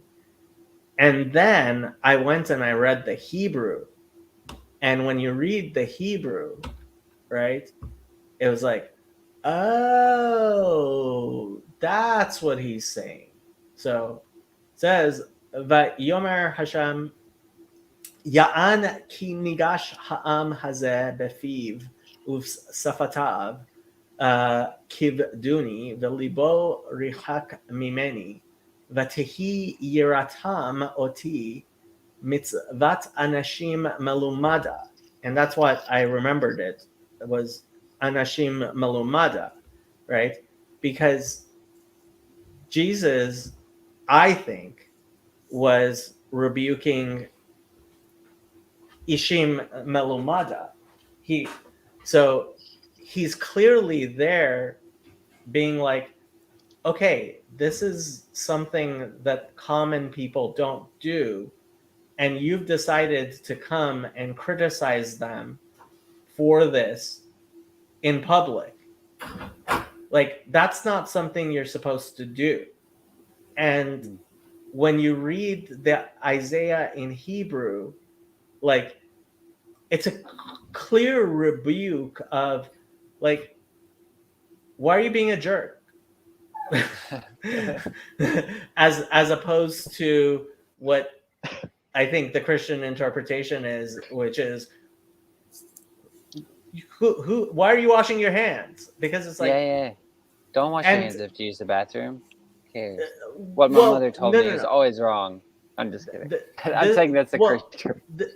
No, so this is the thing. 2,000 years ago, Jews were known for being fastidious. Like, famously, the Romans would make fun of Jews for washing their hands so much. And that's why, like, Mark is like, these Jews, they were constantly washing their hands. Those crazy Jews washing their hands all the time. Yeah. Right? Yeah. And yeah, we won that fight. I probably would have made fun of them too, to be honest. I would have been like, look at those nerds washing their hands. No, this was actually one of the early things that the Romans very much criticized the Jews for being like, why are you constantly washing your, especially like in the desert, right? Like, you're wasting water with your OCD, you weird Jews. Yeah, exactly. That's what I would probably be thinking, to be honest. Speaking That's of what, eating and not washing your hands, I'm gonna get dinner. I'll see you. all right. Okay. Thanks for Oh, popping it's in here. like 8:30. We should have made him say the prayer. Phlebas, come on and say the prayer. There are I actually had 11 a people question. watching, and not a single person wants to say the ending prayer. Oh no, we started at 7, so we have another half an hour to go before we say the Yeah, prayer. we can do it now. That's No, fine. like so I always like doing the ending prayer at uh 2 hours in, because Yeah, I think if somebody's stuck through for 2 hours and they want to yeah. leave, like I think it's a Okay. yeah, I wouldn't do that to people. So like Yeah. you don't have to say anything. Come on, Phlebas. I didn't know if it was one of those, the 2 hour thing was one of those OCDs I could make fun of you for, like we were just talking about. Jews and their Well, OCD. we end I up ha- like talking for hours and hours after we say the ending prayer. You've noticed. Yeah. Yeah, usually. I did actually have a question for Andrew, though. I hope he comes back. Either Andrew or I actually kind of want to ask Father Stephen, because he would probably know. But it's about this. I don't know if it's an icon. There was an image I saw on the internet that I think is an icon. But Torah, Hezi wants Torah. Give him Torah. All right. Hezi We've is been talking demanding about the Sabbath Queen. Let's see. I don't know. Have you been reading anywhere lately? I've been in Jeremiah. I've so especially like after the Monday Bible study, like all these Christians with their Nach, like knowing their Nevi'im and Ketuvim, knowing their prophets and writings in ways that I totally don't. Like every time somebody asks me, I start feeling like, why don't I I should know my prophets and things better. So I'm sure No, Chazi knows his prophets and writings better than I do, but just and stick with I one. know Yosef does. But like I feel so inadequate when people ask me stuff that like I have no. The Witch of Endor. Oh, that's a good one. I have a question first. You told me this before, but what was your favorite minor prophet? So remember you told me, was it? I can't. Well, I mean, there's that verse in what do you guys call it? Obadiah. Yeah. Obadiah. And yeah, Endor is without generation. Andor. Or I of the generation. Is it with an aleph or with an ayin? I don't. Oh, I didn't know that. We should hop over there. I Where had is another the question Witch for you. of Endor? Go ahead. That is in the Book of Kings. Let's see.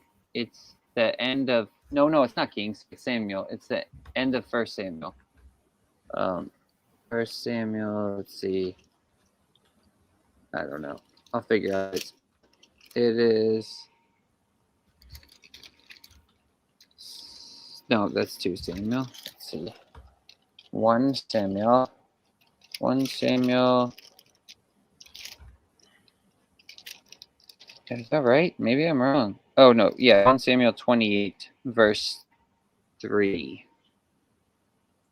Verse 3. Okay. Yeah.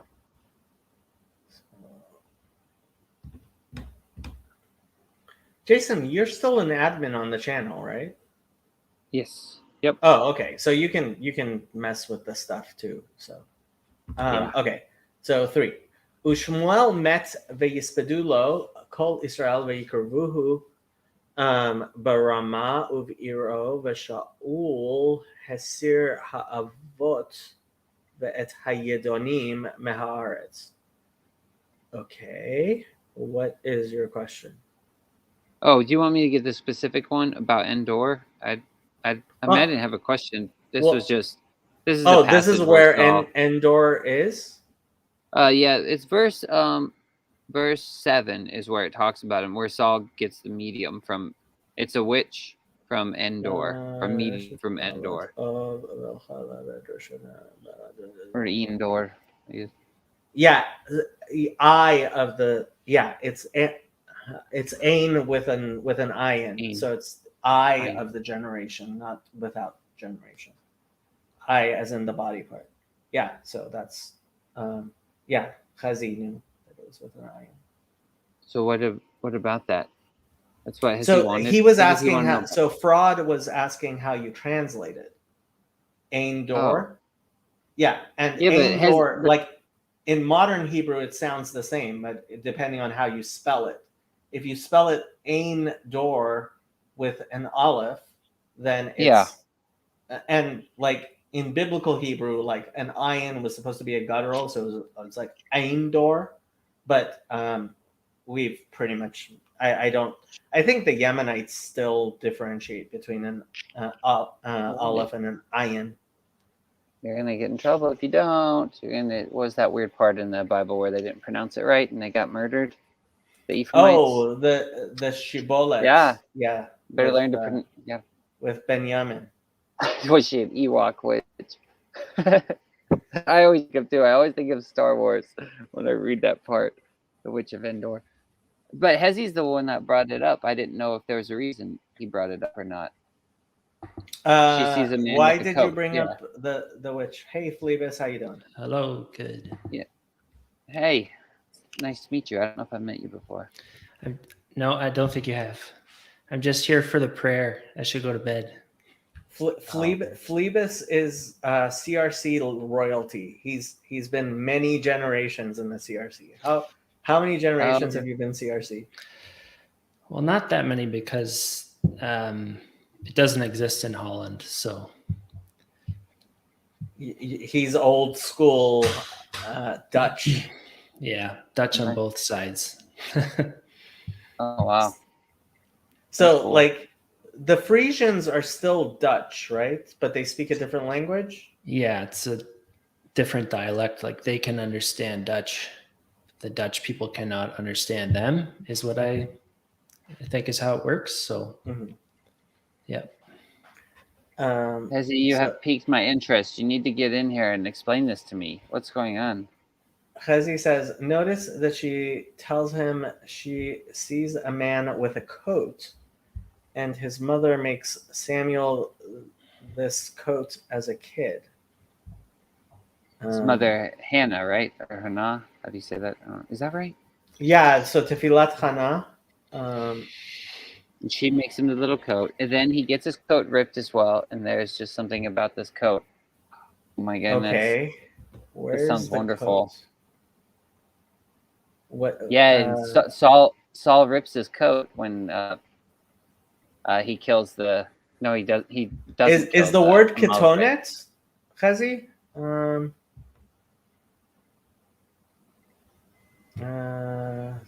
Where's this coat?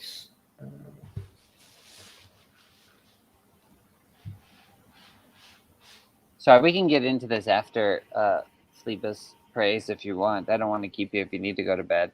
So yes, we don't want to keep you if you want to go to bed, or we could keep you until you want to go to bed. It's 11:45 here, so same here. Okay, it's all you. Wait, what am I doing? So what we do at the beginning of the Bible study is we start with a prayer. And what we do at the supposed end of the Bible study so that people can go to bed is end with a prayer. And somebody says the prayer at the beginning, usually Jason, and then somebody else says the prayer at the end, usually a guest. So it's all you. Oh, no. I don't know if I want to pray for a Hebrew Bible study. Just name this. Make sure you do that. I'm just kidding. Well, I did that. It's fine. You can use any Trinitarian idolatry you like. No. I thought I was coming on to pray with you, Jacob. I want you to pray. You want me to pray? Yep. Okay. So I will do the prayer. Okay. So, Elokeinu v'Elokei Avotenu. Eloheinu v'Elokei Avotenu. our God and the God of our fathers.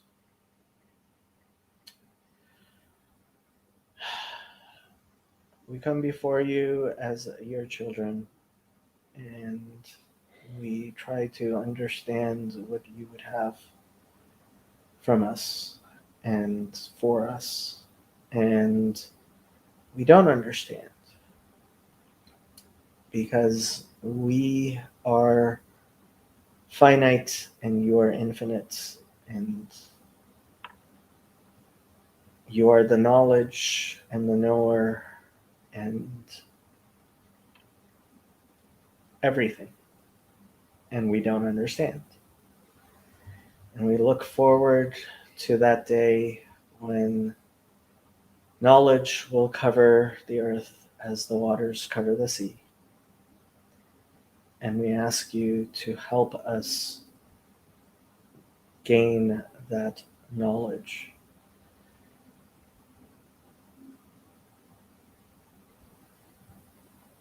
Please shine your light upon us and bring the dawn, and to take care of us as we walk through the night.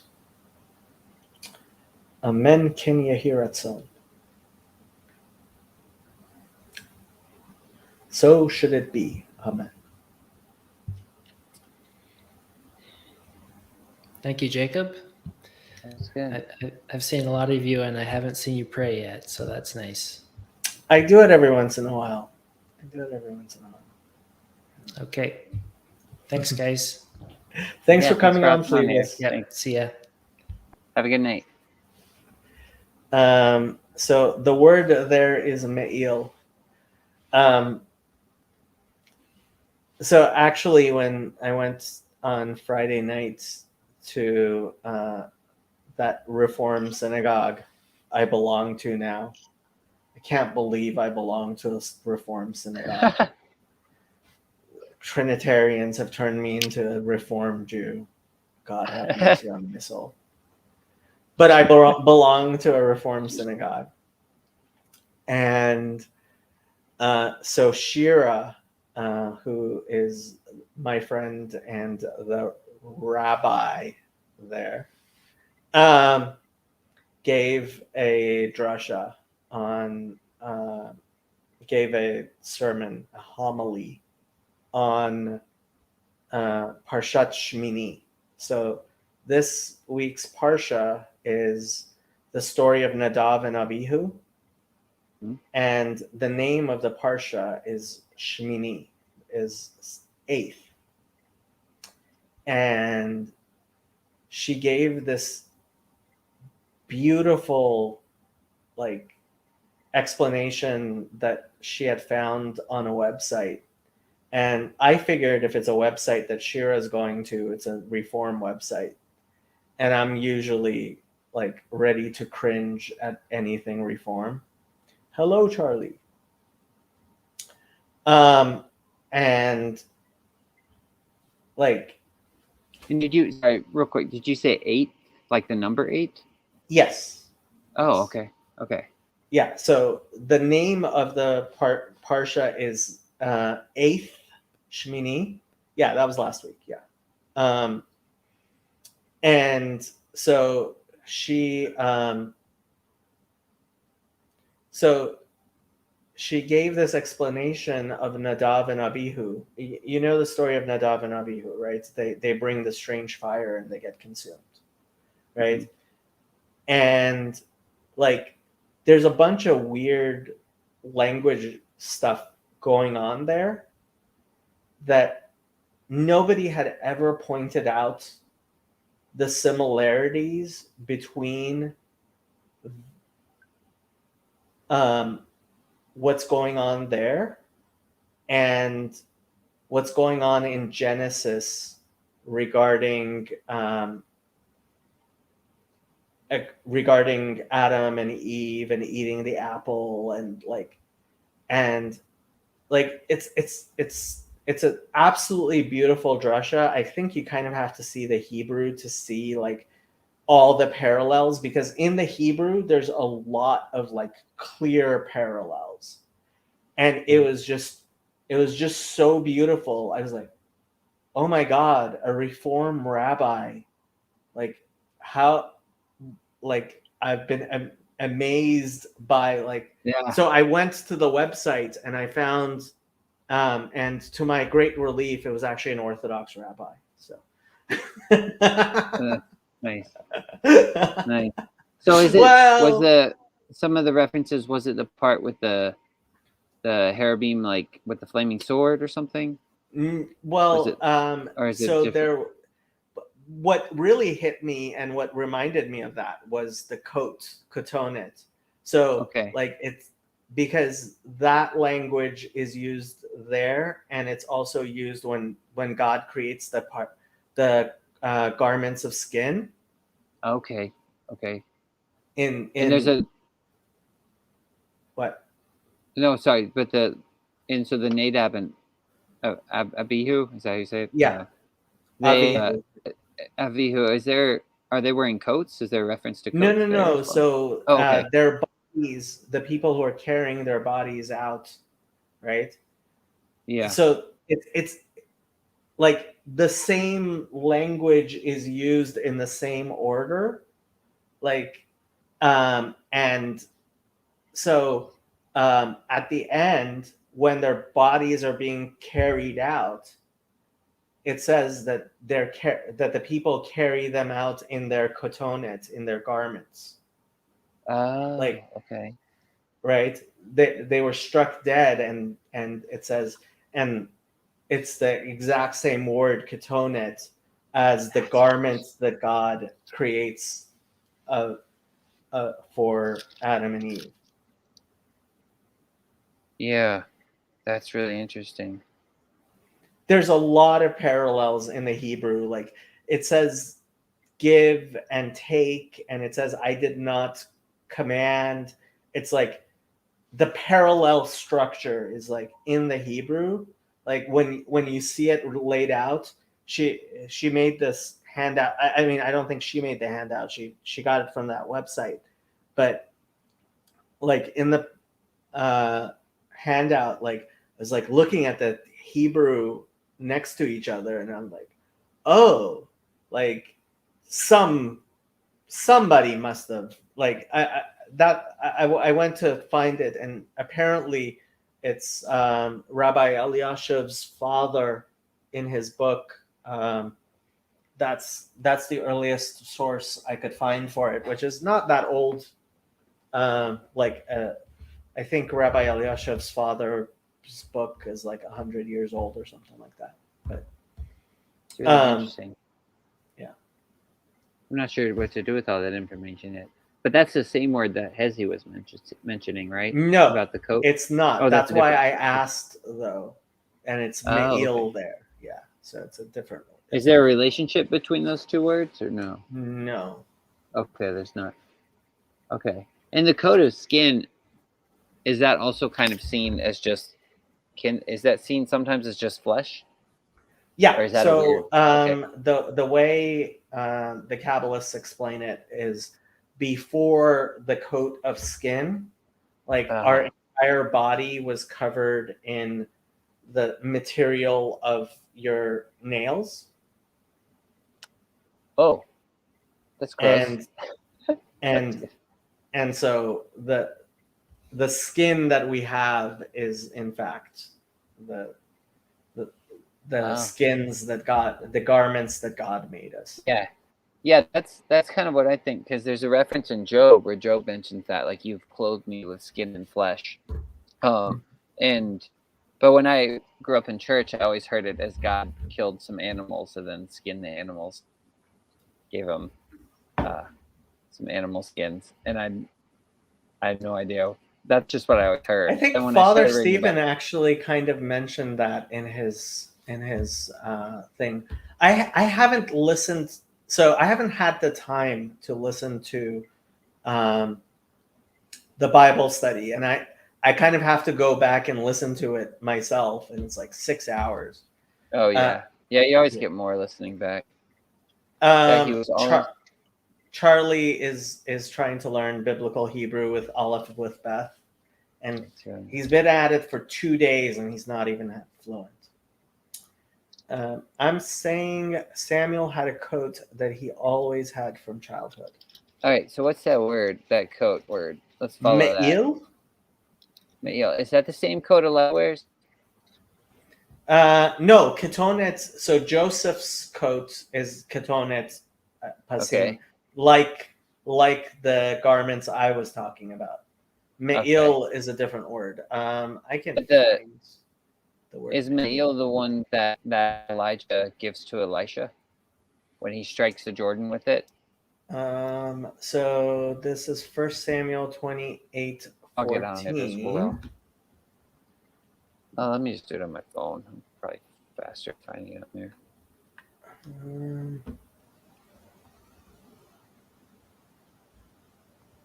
So let's see. Hold on. It's 1 Samuel 12:14. We said, right? 1 Samuel. Which Oh, one what am I looking doing? for? I'm silly. So Okay, let me pull this.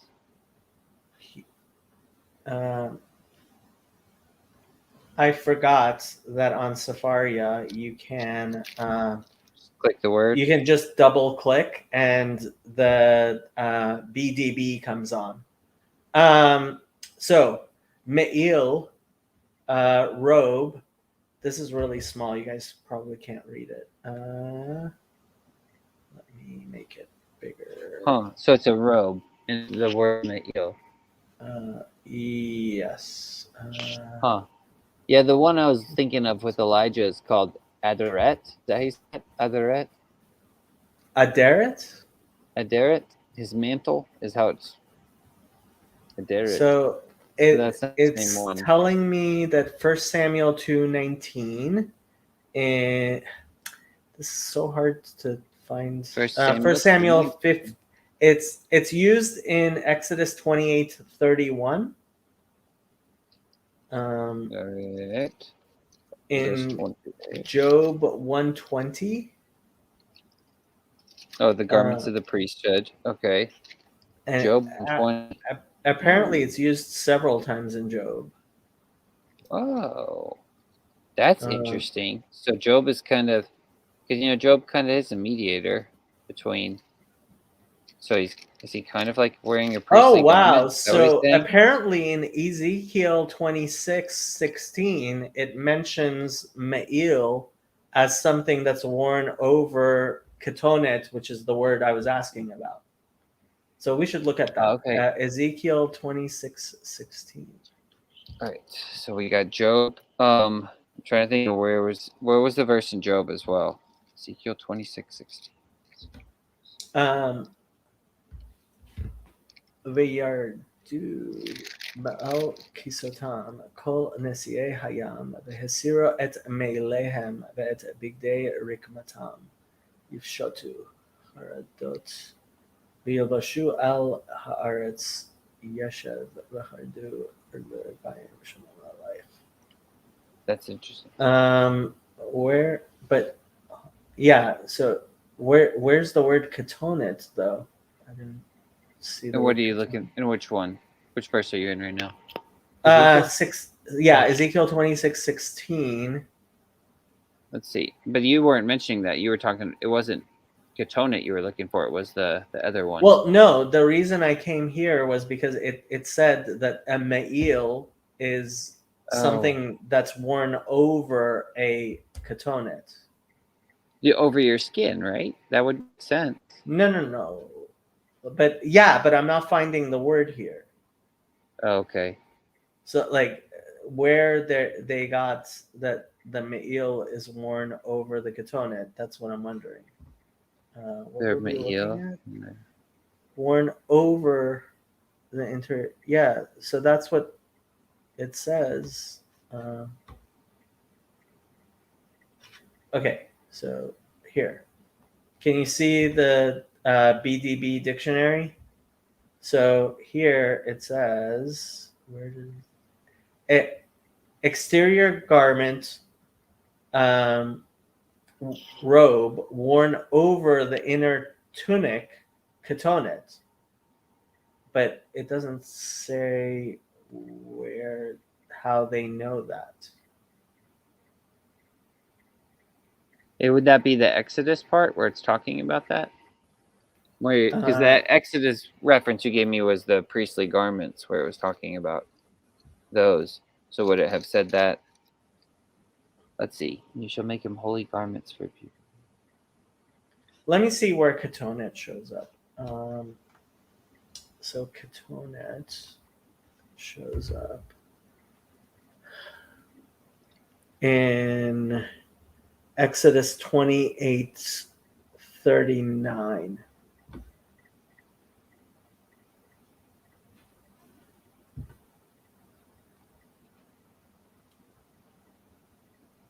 Yeah, I guess that's how they figured it out.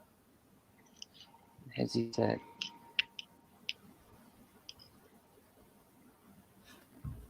What does Chazi say?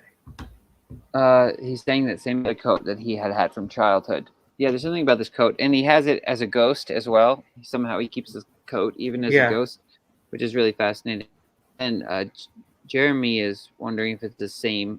What word that is for the when they were thrown into the fiery furnace? Where's that? Daniel 4, right? I think Daniel 4. I'm guessing. It could be wrong. Daniel. No, sorry, it's not. It's Daniel 3.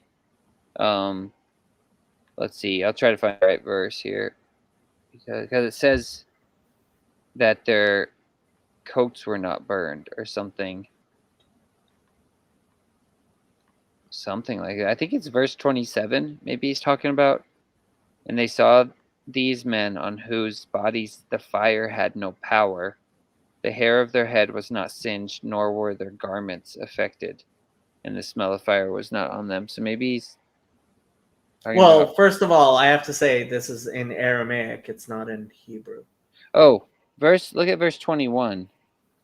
Because, I guess that might not help if it's in Aramaic. Verse 21, it says, Then these men were bound in coats, their trousers, their turbans, and their garments. So there's like a few different words there that could be different things, but I don't know if that's helpful since it's Aramaic. Yeah, these are Aramaic words, and they even look like they're loaned Aramaic words. I'm guessing they're not native Aramaic words.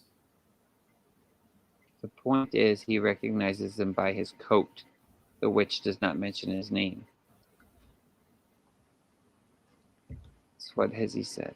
Oh, right, the Witch of Endor. So yeah, the way Saul recognizes Samuel is the coat. Yes.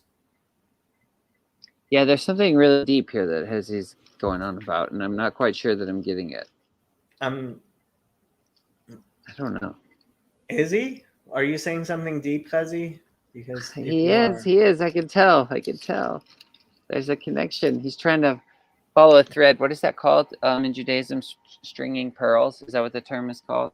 I heard that somewhere. I don't know if that's true. Where you string all the pearls together, you find all these connections in the scripture and how they wink at one another. You have this? I am not. I don't know.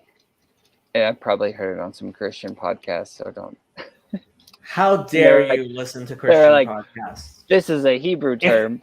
It's probably if not. I knew you listened to Christian podcasts, I would never have you on my podcast, ever. It's probably on the Bible Project or something. Your favorite podcast.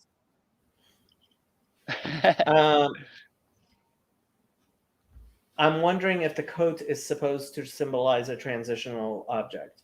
Well, I mean, it's a lavush, right? It is a garment, right? And so, I mean, okay, if that's what you're wondering, let me try to put things together. So what happens with the veil is that when Mashiach comes, the veil is not ripped. The veil actually, and this is why when you eat the Pesach, I believe, and I think I've read it somewhere, it says that you should eat the Pesach wearing your coat, wearing your belt, something like that. It says you Mhm. should wear your when you eat the Pesach, you eat with your stick, and I think it's a belt, right? Um, Yeah, your staff in because your hand. yeah, because what does it say, Jason? With it says to eat it with your staff in your hand and your belt on your waist, and I think your sandals on your feet as well, or something like that. Yes, right. And I mean, Me'il and Na'alayim, right? So Na'al, shoe, and Me'il have the same root. And so part of part of why it is greater that the world was created, the journey of the soul when it comes, like the word.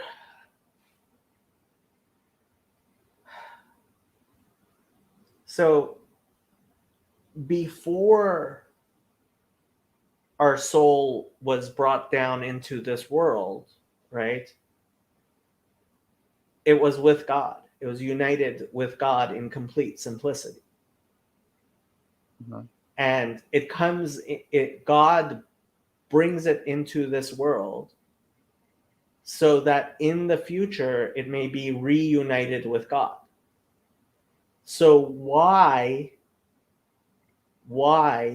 would it go in the journey at all? Let it just stay where it always was. It's that when it comes back from the journey, in a sense, it comes back with its coat. The way that Samuel has his coat.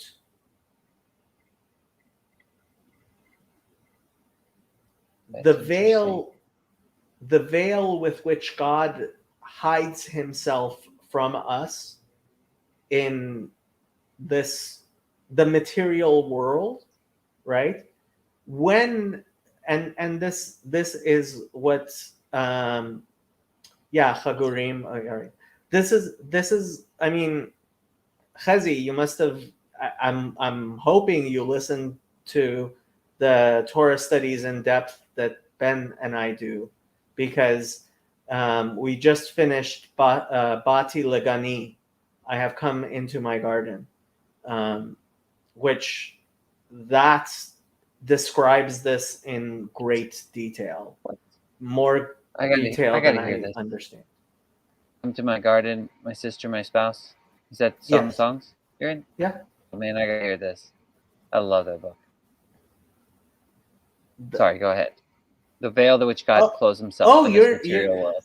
okay. I have to say, anybody who wants top shelf Torah, like as deep as my pitiful mind can get, um, I want it.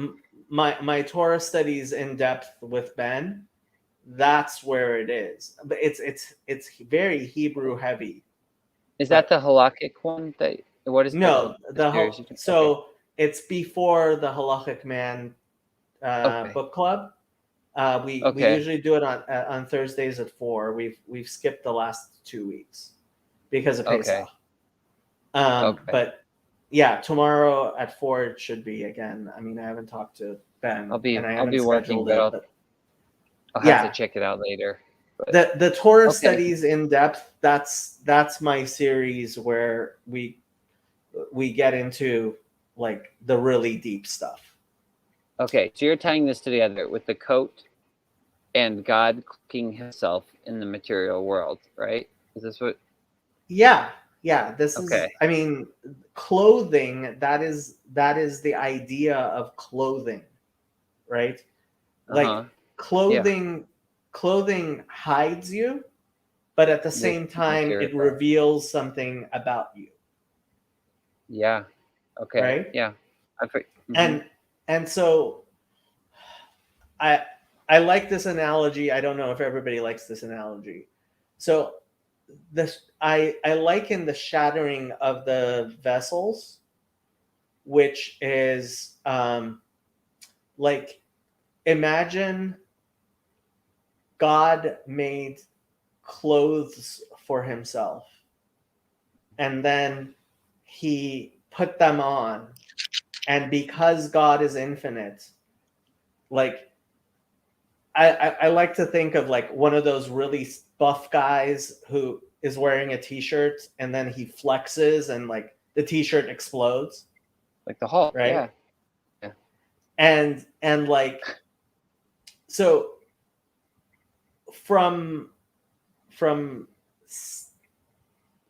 you can, from putting the pieces back together, you can see the shape of the clothes, right?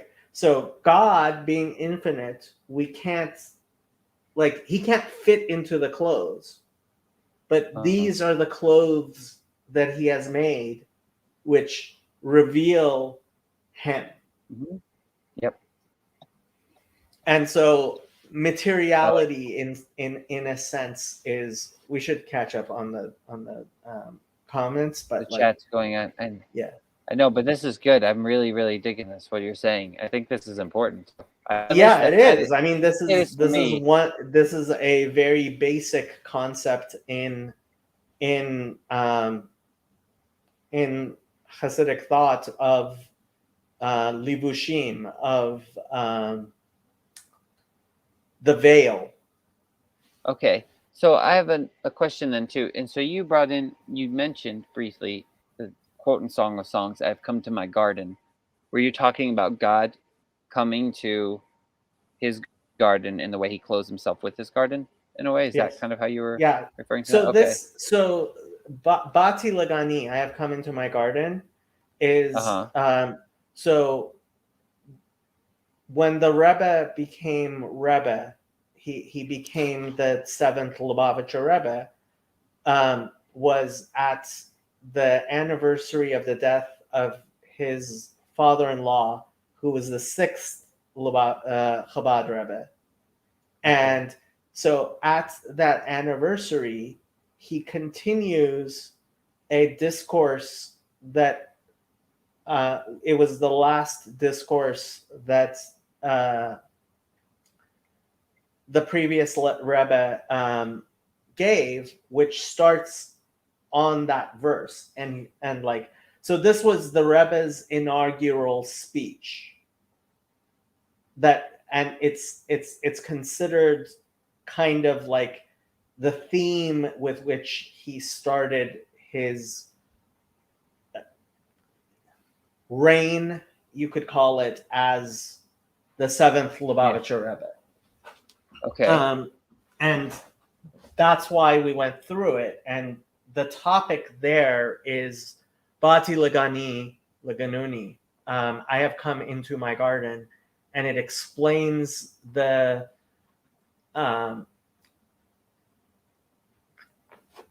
travel of the soul, like how it comes down into the world, and when it returns, right? It returns in a higher state than before the journey. Yeah. Yeah, that makes sense. Okay. Okay, I'm There's going a lot to try here. to There's a lot. catch up with the comments.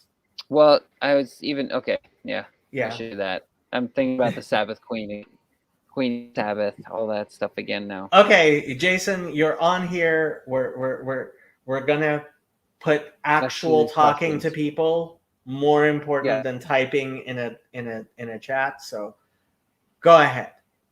Oh no! Well, what does this have to do with the Sabbath Queen?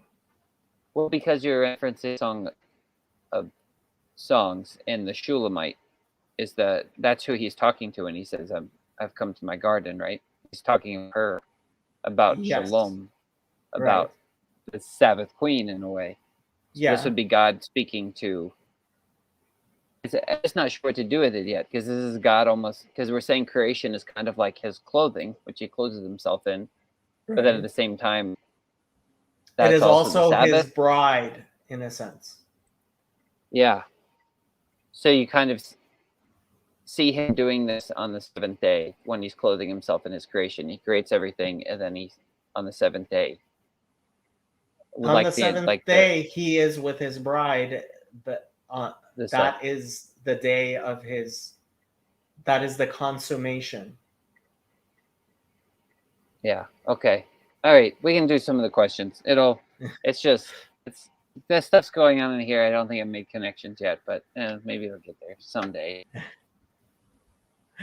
Because there are a bunch of questions were going on in here. I don't know which one. Well, he was actually doing quotes that. So John 16. Yeah, he mentioned 25.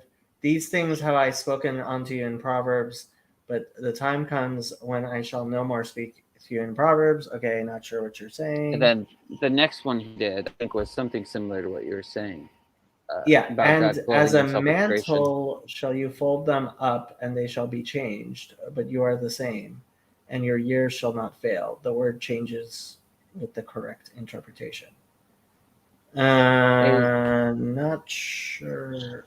That's Hebrews, where he was quoting an Old Testament scripture where it's talking about God changing the heavens and the earth. I think it's in Isaiah, where he'll fold them up like a garment or something like that. The heavens and the earth he will change like a garment. Let me find that. Where is that? Hebrews. Okay, Rock. I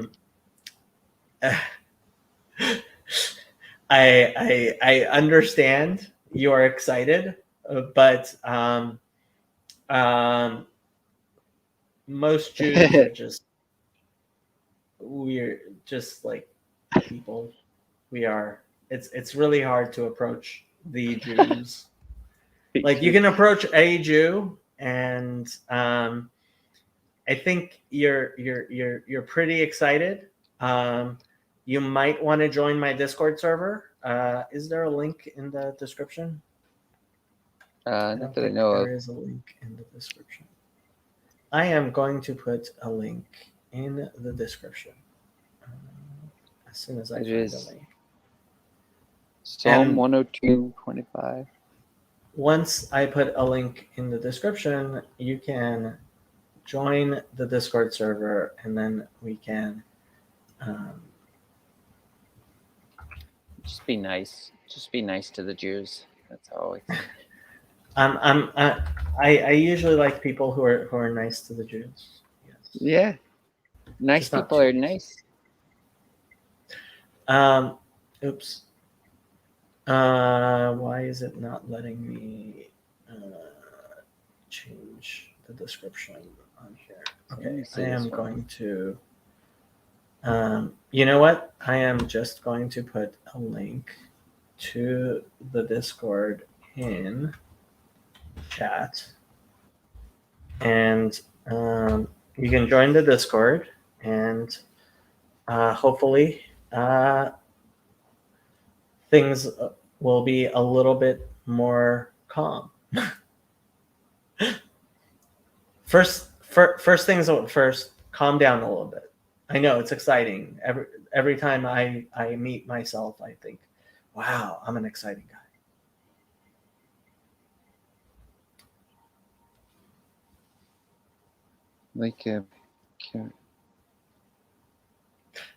Not like that, Charlie. Stop.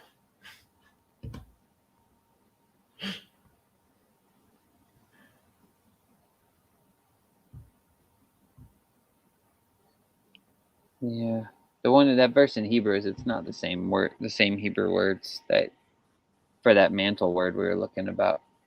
What was that again? The one he mentioned. That's the one Chezi mentioned is Me'il. Yeah, it's not it. So I was looking at the one he quoted in Hebrews is from Psalms. So I was looking at that, and it's not the same. Are you looking at the transliteration? I was looking, the Blue Letter Bible. The transliteration. It's pretty cool. Yeah, it was a beged is one of the words. Is beged? Yeah. So that was. So let me teach you a trick. Okay. In English, you put the stress of a word usually on the last syllable, and in Hebrew you put it in the second to the last syllable. So in you just said beged, and it's beged. So beged, not beged. Beged. Yeah. Beged. Beged. Okay. Or like let me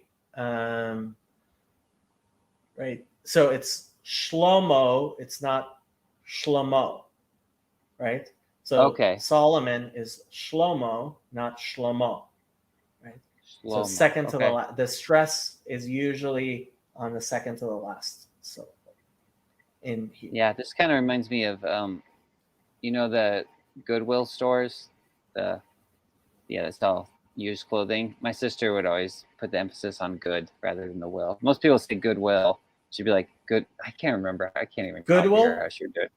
She Yeah, would say that was really Goodwill? weird. Yeah, it was really weird how she would say it. I was like, why are you saying this? Yeah. So it's like so backwards. in English, people say Shabbat Shalom, and in Hebrew, it's no, that's correct. Shabbat Shalom. Yeah, but some people say, hold on, why does that work in He? That's not working. Shabbat Shalom. That's those stresses are in both words are at the last thing.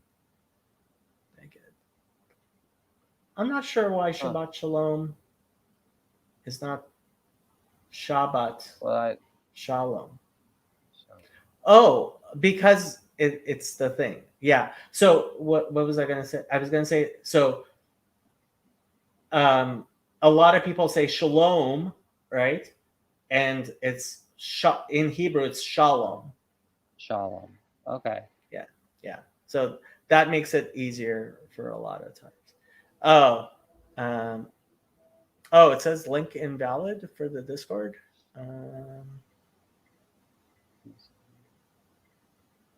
What is crown? What is this word here? Such Aderet. Aderet. Okay, that was one I mentioned earlier. I can't remember where that was now. Aderet. Chezi says it's also interesting that just like King Saul didn't kill Agag, he also didn't kill the witch, even though he was told to get rid of all of them. Yeah, so this is actually a common thread in Samuel that people sometimes. So, speaking of Khalil, like his big problem with the Tanakh was in Samuel, where Samuel is like, it says kill the kids too, and he's like, yeah, I can't believe in a God. I can't believe in a scripture that tells you to kill kids, right? Christians do that as well. And the very simple answer there is, the book of Samuel is there to talk to you about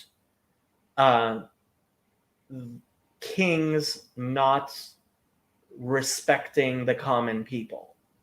And so when the commandment comes that everyone should be killed, even the children, Saul doesn't care about the kids, but he doesn't care about the kids. He's like, oh, no, I can't kill the kids. He has compassion for the other king because his compassion is misplaced.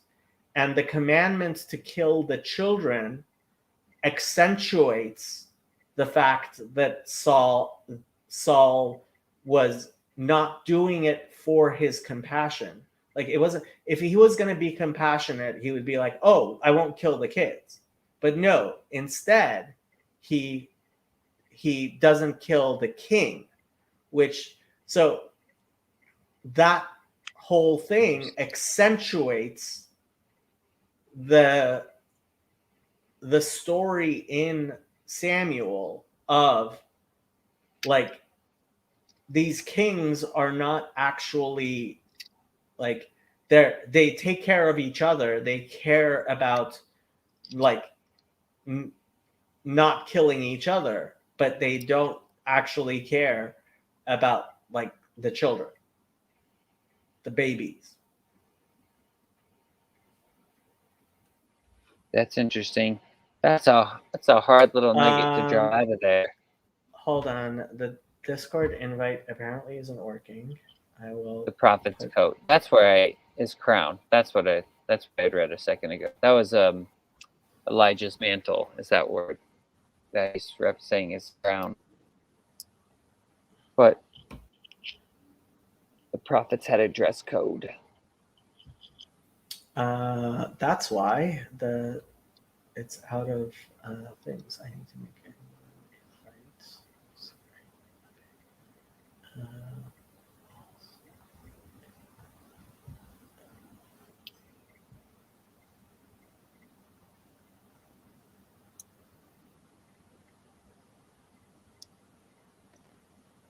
Is there a relationship to that word as he's mentioning crown and also oil? Give me 2. Okay, take your time. I'm gonna try to figure it out here. Let's see. It was 2. Here is a fresh link, people, and let me just make sure I change that. Okay, fresh Discord link. 25 views is available. Okay, so Ateret, not Aderet. Okay, sorry. Aderet is also known as the prophet's coat. It seems that prophets had a dress code. Oh, because it's glory, is some of it, magnificent splendor. So that's why he's saying it's kind of like a crown. Well, Wow. the words are also kind of similar. So Ateret means crown, and Aderet means thing. The people who joined, whoever this is. Ateret. Okay. It means crown. And Ateret, is that the one in Song of Songs? Ateret. Oh. I know that's in. Ateret Bala shows up in Proverbs. I don't know if it shows up in Psalm of Songs. Yeah, it is. Atera. Atara. Song of Yeah. Songs 3:11. And that's why I was asking about, the whole Sabbath queen crowning him, because there's that verse in Song of Songs where it says, "Go forth, O daughters of Zion, and see King Solomon with the crown, see King Solomon with the crown, wherewith crowned him his mother on the day of his apostolos." I don't know how to say that. Have you seen Rabbi Mullet's channel? Yeah, I think so. I think I subscribed to it. I just I haven't been able to keep up with stuff lately. He has a whole series on the Song of Songs he's been going through, and he like goes really in depth. He actually spends time and prepares. Like his Sunday night Song of Songs, like he does one verse and he does an hour on each verse. Oh man, yeah, that would be fun. Nice. Yeah, I don't know how far into it. Like, I think he started from the beginning and he's like halfway through. So he's been doing that for a while. Let me see how much. Trying to think of how to think about all this.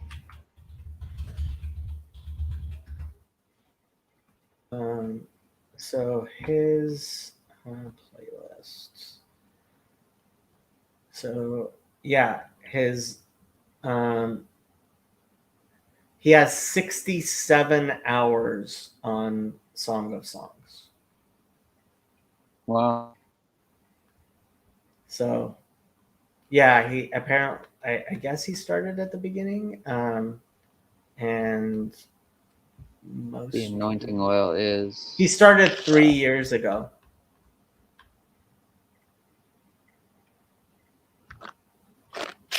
The anointing oil is something different. Oh, he's not doing every verse. He's picking particular verses. But yeah, he started 3 years ago, and he's been doing Song of Songs.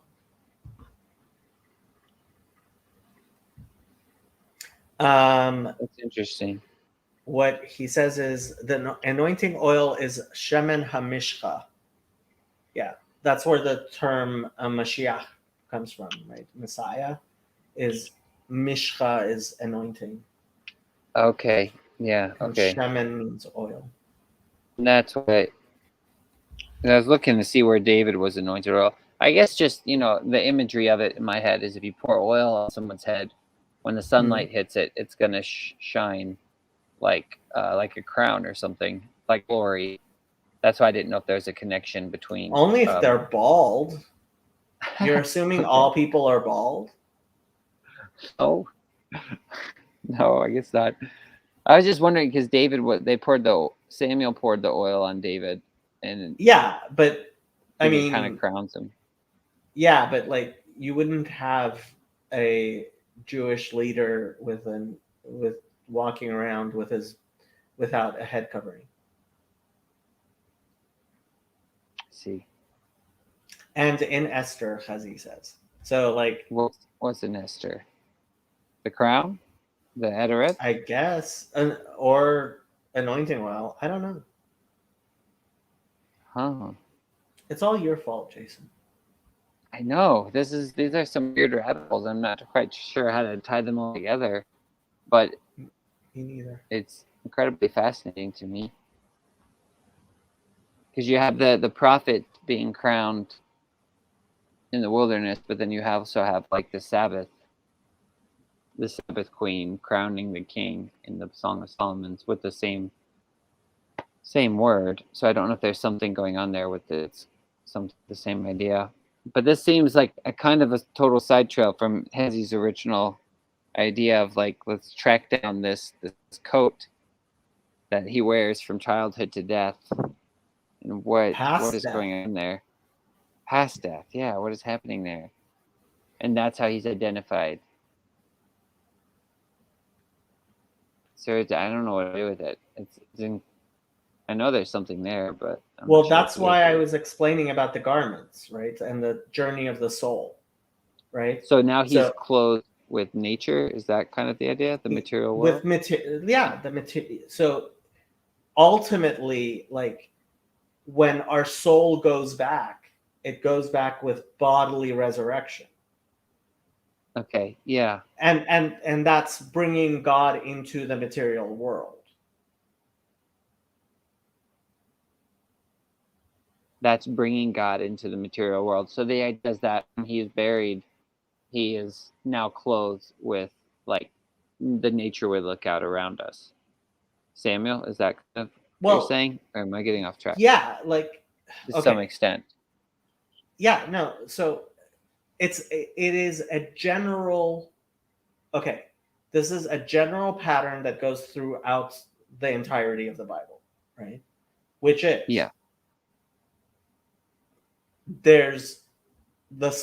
there's God, right? In his absolute simplicity. And then God creates a darkness, right? Which appears not to have God in it. And then he allows the soul, a part of himself, to go into the darkness, okay? And that seed like elevates the darkness, and then when God in his fullness is revealed where there wasn't darkness, there's more light, because the darkness itself is a skin. I'm not sure I'm getting this through, but like this is it's something that goes throughout. This is a line that goes throughout the Bible over and over again. which The is darkness itself is a skin. Okay. that the darkness itself, that the greatness of the light is from the darkness. Okay, if you're in a bright room, you don't appreciate what Yeah. the light, because you just see, and then somebody turns off the light, and then you see, oh, there's no light, and then when the light shines again, you're like, oh, it's just like before somebody turned off the light, but now I have an appreciation for the light. Okay. Yeah, I kind of get this. I'm not quite how I, and you'll probably tell me I'm just stuck in a materialist mindset, but I'm not sure how this relates to the resurrection. And this is Of during course, it fact. relates to the resurrection. No, you're This is why absolutely right. I know, but this is why I'm not getting it, because I'm probably It's- stuck in some weird material thing. And so in Christianity growing up, the idea of the resurrection is like I would get this body back. Physically, yeah. Okay, physically, yeah. So your soul, so that's so, yeah. So your body, right, is that appreciation you have. So you're going to still, it's not like the light never went off. In fact, you're going to carry with you the fact that the light did go off. Mm-hmm. Yeah. And okay. that is going to be a part of it. And the darkness itself will turn into light. Okay. Who let Chazi on my channel? Hey guys. How you doing? I'm good, but I'm looking for my other pair of glasses and I can't find it anywhere. And I don't want to be wearing the ones I have on now. Why? They're beautiful. Oh, they're nice, but I have this meeting. I'm trying to close this client today and I'm not feeling the vibe. I need my prophet's coat. I'm not good with these glasses on. You need your magical glasses, right? Hey guys. Okay. As always, a good conversation going on. I was mentioning over there just in one of the comments that the garments of skin, there's a midrash that they're sewn into Joseph's coat. And that's Jacob through Abraham all the way to Adam. They had like a tradition that they still had some of these garments of skin with them, and that's woven into his coat, which is also just like an interesting. Yeah, the original garments, and just with regards to what Jacob was talking about, a veil, and also like the spiritual clothing we have on. So this nail skin that we had on originally, that Adam had on originally. So that is the name of that skin is Merkavot, is the chariot of God. Well, chariot, which is similar to the chariot of God, but it's supposed to be also, not only is it like an external sort of like exoskeleton shield, but it's also supposed to be in a certain way like a vessel that allows you to transcend and transform. So we no longer have that layer of skin anymore, which allows us to, I would say, with that chariot, move alongside God more smoothly. We no longer have those layers on, but I'm just talking out loud right now. We could play out with those ideas of, these coats that the prophets put on, or these coats that other people put on, are trying to constantly layer themselves and come back to that original status of having. You're droiding on us, Chazi. We can't really hear you. No, I can. Oh, I could hear him. Oh, he was droiding on me. Oh man. Oh yeah, that's like, well, yeah, I can hear him. He's in the idea. Let's see if I can reiterate it. He was talking about the idea about this garment skin that not what Adam and Eve were clothed with before the garments of skin, and the nail, and how it's related to the chariot, And so prophets and things like that, there's an idea where they're trying to almost layer to get back to that original clothing, that original state or something like that. Yeah, it was really Right. fascinating to me. So that's related to the chariot of God, which is also related to the mercy, like the throne of God in Exodus, right? The mercy seat, all that. Well, stuff. that's okay. The mercy seat thing is like a Christian thing I've never been able to understand. Yeah. Like, Whatever the Jewish term is for it. What is that?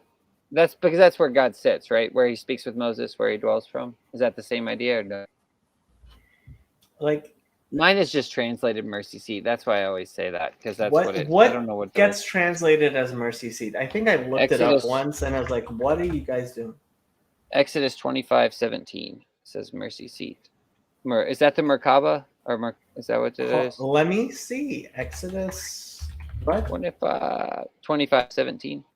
I'm going there as well. And thou shalt have a. No, it's kaporet. Kaporet. Yeah. Kaporet. Yeah, Um, so that's not the chariot then. no, the kaporet. I mean, Huh. it's Why am I yeah. conflating these? Like how? Why they're translating like kapor? No, I mean the kofar. So this is so. Father Stephen, like this is one of his favorite words in Hebrew is kefer, is this, because that's where Kippur and like kapara, and so there is an aspect of mercy there, but like where you get the seat, like yes, I don't know. like, I thought. I it's- guess it's kind of like a garment, like Huh. Okay. Yeah, I didn't know. I just thought that was like supposedly God's throne or something where he's sitting from. But I don't know. I'm trying to find this yeah, other verse too. I was never a fan of that. Yeah, that it means covering. Yes, Covering. Okay. Yeah, I'm trying to find this other verse here. But Hezi was talking about the chariot, and so like before the fall of Adam and Eve, they were kind of like God's chariot. Is basically what he was kind of saying, right? The Well, clothing I they had mean, was kind of a human being who actually does God's will is like a chariot. Like yeah. Okay. when you do God's will, you are like a vehicle for God to act in the world. Okay. Yeah. Okay. Yeah, I found the verse in Chronicles where it was talking about that. The chariot, that is the gold cherubim, is that how you say it, that spread and over. Where is this? For First Chronicles, chapter 28, verse 18.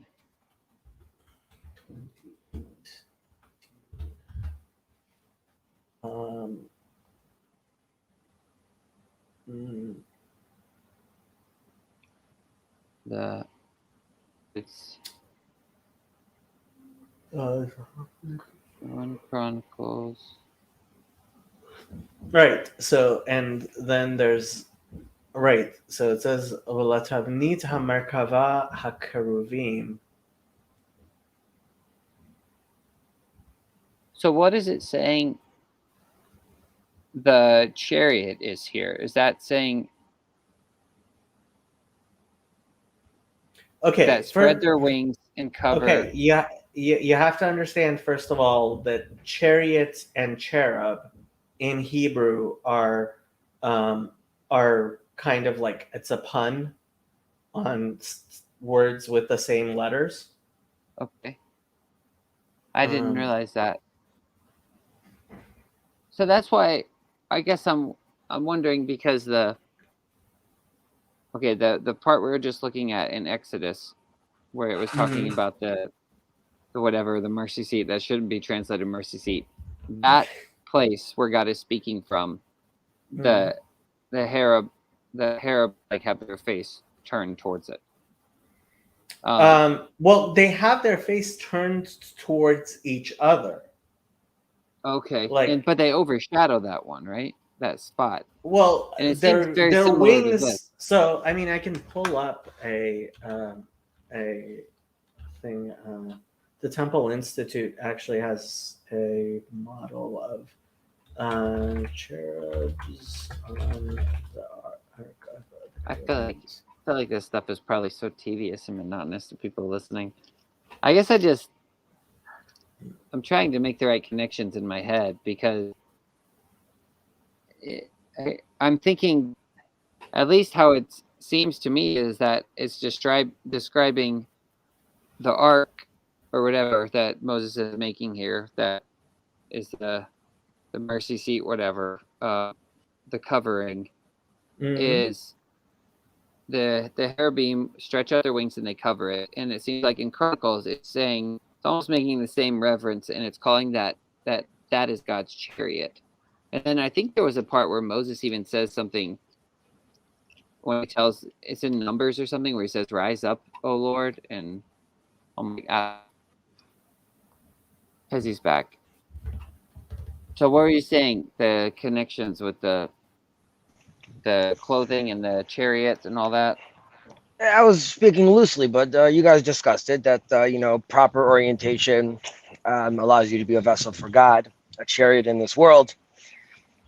The cherubs, though, that's not unique to Judaism. That was appropriated by us at the time, and that is to symbolize what traditionally was the chariot or the vehicle that the other gods would ride on.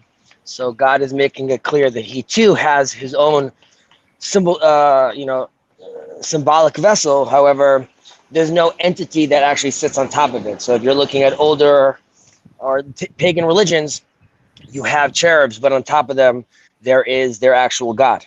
And in the Holy of Holies, the ark stood with the cherubs on top, but there was nothing above them. And it was clear, it was as if stressing the point that, again, using similar technology sort of to allow people to connect, but then stressing the fact of the difference between our religion and other religions. Mm-hmm. Yeah, okay. Yeah, I mean, the point of the temple in Judaism is you have a temple, and then in the Holy of Holies, where everybody else would put their idols, we have nothing. Yeah. Uh-huh. And that's like the self-referential nature of the ineffable name, right? It's like, okay. Yeah. Well, okay. We are saying that, okay, here's a temple to God, and in the center of the temple, there's nothing. Yeah. That is the whole point, that there is nothing there. Yeah. Okay. So I think I'm getting, what was that word again for mercy seat? So I can use the right word. Kaporet. Kaporet. So the idea is that we as each individual, as each person, need to be the kaporet, and God is invisible. No. Well, there is that, but yeah, there is that too. Because isn't that what we're saying? Like Adam and Eve before the fall, they were the kaporet, or they were the chariot of God, or whatever. Or is this? Am I making these wrong associations? Well, no, I don't think you're making a wrong association. I just never thought of it that way. You're not making a wrong association. However, unfortunately, it's more complicated than that, because if I remember correctly, and I don't, there's a differentiation between, I think it's called like the back chariots. It's more than just chariots with regards to like the nail skin they have. There's like a more specific name to it, but I don't remember it off the top of my head. But it's supposed to be like, as in, you're never fully transcending to that level where you're like, you are the chariot of God, but there are elements of that which connect to the chariot of God. And some of this also relates to at the end of Saturday night when we do the Havdalah ceremony, the at the end of Sabbath. So we look at our nails, and then it goes into different levels of because nail, even after you die, the nail continues to grow, right? So this is supposed to also symbolize the spirit in a certain way that is like, it never ends. It's eternal. So this all these elements connect back to the chariot concept, but it's not as this is the problem on like these awesome little streams that Jacob has. We discuss like topics like this. On the other hand, these are very dense topics. Probably like one I shouldn't have like while I'm driving my car one-handed, but yeah. Yeah, I mean, yeah, I'm right with you. They feel very dense. Like it's almost like too much information for my mind to kind of hold right now. And I think I know what you mean. Where we don't fully ultimately become the chariot, but I guess in my mind I was thinking, yeah, we are all trying to make us that dwelling place for God, like kind of the same way we're each supposed to kind of be a temple for God to dwell in. We're each supposed to kind of be a chariot for God to ride upon. And all those, I don't know if that's the right way to say it, but then I'm also getting the associations of because you even mentioned before kind of this weird, I don't know if you were hinting at asceticism with the prophets, or kind of like trying to clothe themselves and become more holy, or to be more like the chariot. And it was making me think of I wouldn't say that's asceticism, because they're clothing yourself requires materiality. It's not like wearing additional clothes, right? That is not not fleeing from the world. It's inhabiting the world. Okay. And so Elijah was kind of trying to do that, you think? Yeah. Okay. And he was described as a hairy man, which I don't know if that is a reference to, what is that part of Numbers, the Nazarite. I don't know if there's a connection there, or growing your hair out. St. John. St. John was a hairy man.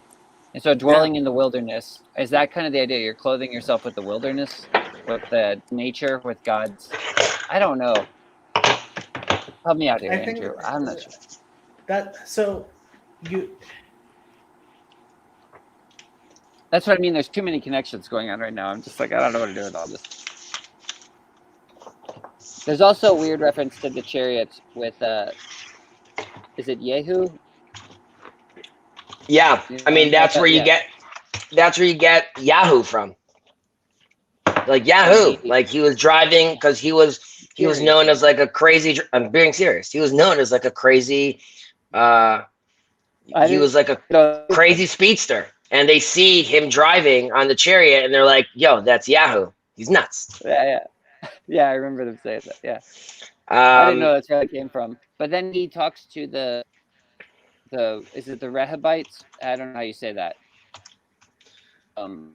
Father of the Rehabites. Stop worrying about how you say things, Jason. Why are you so preoccupied with how you say things? Well, because it's not, I have to answer right. I just want to make sure you know who I'm talking about, sort of. Okay. Is it Rahab? Is that Rahav? Rahab. Okay. No. Sorry. It's not Rahav. It's Rehavam. You mean? Okay. No. The Rehabites were. Yeah. He's.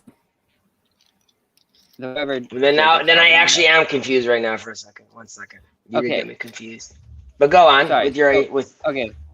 With what I'm trying to get at. So Yehu, he's driving furiously with all this stuff. He's killing the prophets. No, he's killing the house of Ahab. And then he goes to this one guy who's the father of the Rehabites. And then he says, "Come with me and I'll show you the glory of the Lord." Or something. There's some weird phrase he says, and he pulls him up into the chariot with him. So then they're both riding in this chariot together. And I don't know if there's some imagery going on there. And then you get over to Jeremiah, and Jeremiah talks to the children of the guy who rode in the chariot with him, and he puts a bowl full of wine in front of him, and he says, "Drink wine."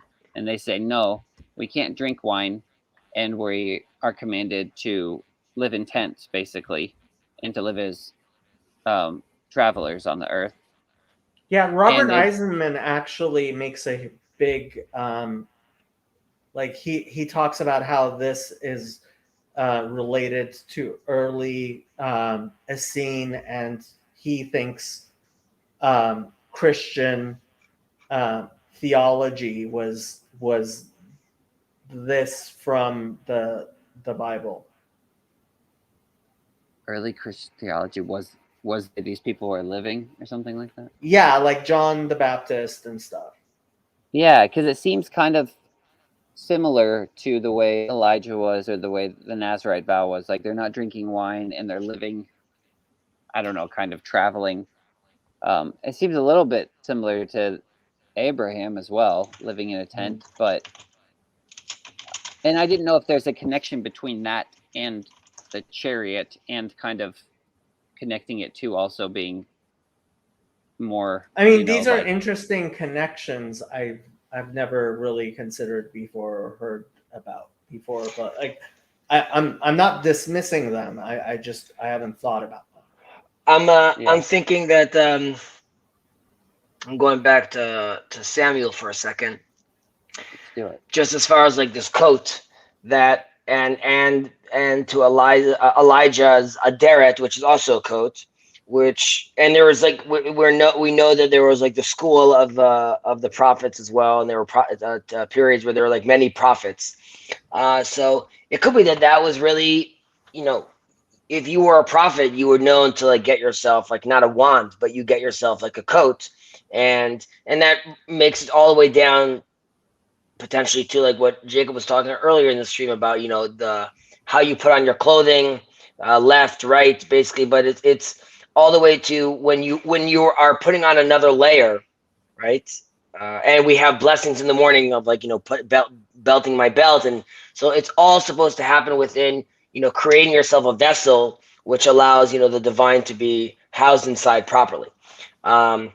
Which is also, thinking about it, like when Saul rips the coat, it's so dramatic. I remember as like a child, my father was always like crying when they would read this. But like they're like, he rips the coat and he turns around to him, and like he doesn't like yell. He like looks at him and looks at the coat, and like the symbolism is like so strong over there. It's like you just destroyed the chariot, you destroyed the vessel that was like, you know, through that it was allowing you to be king. And like just like this has been ripped off of me, you know, that's going to be ripped away from you. So I just think as far as going all the way back to the chariot, that's what we're trying to construct. As far as like the Nazarite, Samuel himself also was a Nazarite. Yeah. So you have like, you know, he's doubling down, both prophet and Nazarite. I mean, obviously Samson was a very famous Nazarite, but less successful in some ways, in some regards. And also David's son, Absalom, was also a Nazarite, which also leads to his demise at the end of the day, with his hair getting stuck in the tree. But hair like the nail. Actually, I'm just thinking about now this connect, because he doesn't cut his hair. It's sort of, and this relates in Hasidism to the beard. You let the beard grow out long because it sort of also connects to the lifeline, which also connects to like the nail, which is just allowing this eternal growth, basically. So also with the hair, you let your hair grow long to signify that as well. That's interesting. Yeah. Okay, so this was what I was saying might be a question for Andrew as well, who's gone now, but so there's this image that I mentioned briefly to Jacob earlier. I stumbled across this. I'm not sure if it's a Greek Orthodox icon or not, but have you guys heard of Harry Mary?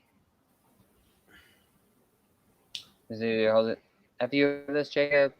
It's this image of Mary Magdalene who, after Jesus' resurrection, she goes into the wilderness and her clothes become so worn that they fall off of her, and miraculously she grows hair all over her body and is covered in hair. Oh, I think you did mention this before.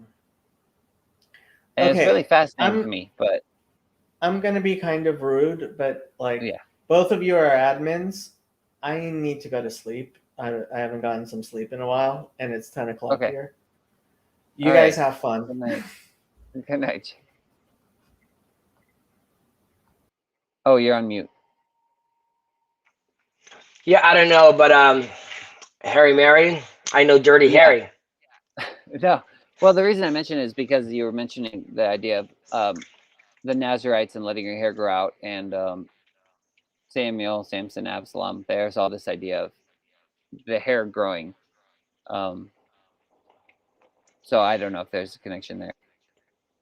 No, 'Cause there's when I saw this, yeah, go ahead. sorry, go ahead.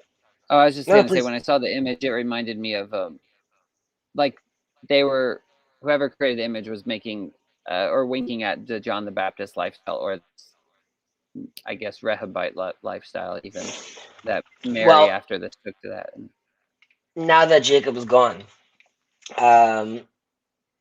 we could take this we could take a different vantage point for a second and think about, I'm just thinking out loud with you right now. So like Mary goes out, her clothing gets destroyed, and in a certain way she reverts back to her pre-Eden self, right? Or let's say humanoid, like pre Homo sapien self, where like her body goes back to having hair on itself, which is in a certain way, I'm connecting that to, it's a reversal of Eve being told that now you'll experience pain through birth, right? As the hips change from us being like a Neanderthal and being us like, you know, being chimpanzees, our body changes. We start standing up straight. Our pelvis, the pelvic bone changes for the women, and now there's like a painful process in this, right? So the Bible is, in a certain extent, potentially is hinting out to not it being a scientific book, but mentioning that you could see how these are phases, as in the garden, pre-consciousness, after eating, post-consciousness, you have to now create clothing for yourself because you no longer have that and you're going to be changing. So I'm thinking if in this version, Mary over here being I'm assuming in your tradition oriented properly, where she gets to this point where she could go to a pre-Eden place, and her skin is now, she gets covered again naturally, as in she becomes one with nature again in a certain aspect, because you know animals have their own coat built in naturally. And I mean, we see another character that goes to like a which I mentioned in the past, to like a pre-Eden state, which is Jacob. Post the sacrifice incident, when he's sitting in his tent, not Jacob, Isaac, and Jacob. It's the story starts with Jacob and Esau. Isaac, it says that he's hard of seeing, and the reversal of that is God opening up their eyes, like after they eat from the tree. So you could say that Isaac was in such a crazy state to be able to like be okay with his dad sacrificing him and being through that experience, and like and understanding that this is like for the greater good. It sort of blurred his vision from like the everyday that people walk around. He no longer could tell the difference between Jacob and Esau. Even like that would be a question, like why does he not know that Jacob's a good boy? But he doesn't see things on that level anymore, because that kind of sacrifice of what he did with his dad when he was younger really brought him back to that earlier stage. Any of that make sense as I'm rambling while working? that's accurate. Yeah, I'm trying to connect it. Sorry. So that sacrifice that he did with his dad when he was younger calls him back to the Edenic state. Well, you need a like we're told, like you're gonna notice the difference between good and evil in a certain extent, Okay. right? Oh, The yeah, tree yeah, of good and evil. And then we're then being told as you know, post Eden, we're like, no, killing your child is evil. yeah. But that's only sort of evil if you're playing with it like the way we understand good and evil. But if you are pre-eating the apple, you know, these things are a lot more fluid, right? There could be like a good that seems evil to us, but is really a good at a higher level. So, Isaac going up and looking at his dad, and it's mentioned twice that they go together, and then he asks like, Yeah. where's like the ram? And then he says like they go together, right? Which is like he realizes what's going down, and there's no like him thrashing or fighting. So there's like this certain acceptance of like this deeper level of good. Like this doesn't look bad to me because I'm understanding this truer level, but that is a there's a midrash that during that experience, the angels cried and the tears went into Isaac's eyes, and that's why he couldn't see. But I referenced that like the angels crying is sort of going into that state again, where like that divine state where like I see. your Okay. vision as a human is impaired, but not as a divine figure. I see. Okay. Yeah, that makes more sense now. Okay. Yeah, that's really interesting. Oh, so I'm not sure how to connect all this. Let's see. Well, that would just connect to Harry Mary, just as far as like her reverting back to like this pre-state, where like it would seem like a problem for a woman to be full, all hairy, or a man not being able to see.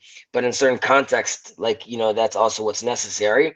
And then I would needle to thread that to the coats we were talking about. How the coats is like another layer of that, where Samuel, or the Nazarite, for example, tells himself, I'm going to grow my hair long, right? I'm going to go back to that natural state, that divine state as much as I can. And there's also, from the prophet perspective, I'm also layering on top of myself like this coat. And his mother gives him this coat, right? When he's a child, she makes him the small coat. That's like also what's interesting. Like she's already giving him, and knowing that she's going to be like this miraculous son is going to be anyways a son for God, right? Which she already proclaims. Mm-hmm.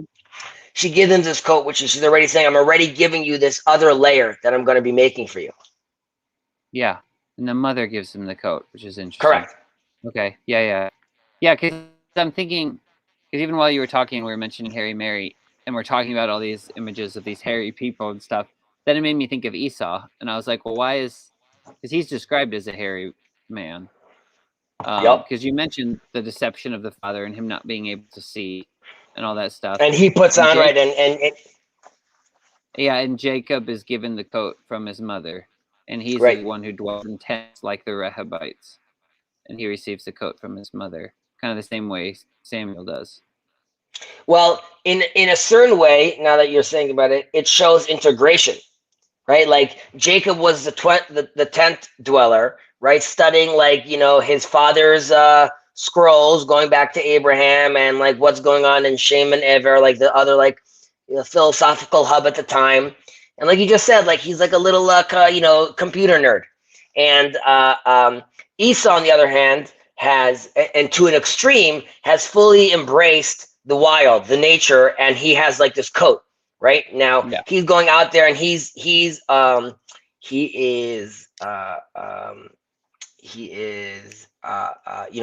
battling with nature, so to speak. Now, when it says Hakol kol Yaakov vayadayim yadei Esav, the voice is the voice of Jacob, but the arms are the arms of Esau, and that would be that integration that his mother is known as needed. Like if you want to get this blessing, you need to quote unquote grab the bull by the horns, right? Or you need to get out of this tent where you learned this theory, come out of the cave, prophet, put on reality now, put on this coat of hair, which is connects to nature, and then go out for the adventure. You're not going to be able to do it if you're just philosophizing all the time. You're going to have to go out there and integrate both together. Even his name, by the way, like people saying like there's like people like Jacob's the good boy and Esau's the bad boy. Jacob lies. His name Yaakov means akbubi, means trickster. He's grabbing his brother's ankle in the back. So like there's moves going on over there that could show that they're sort of similar, but he doesn't know how to utilize that power well.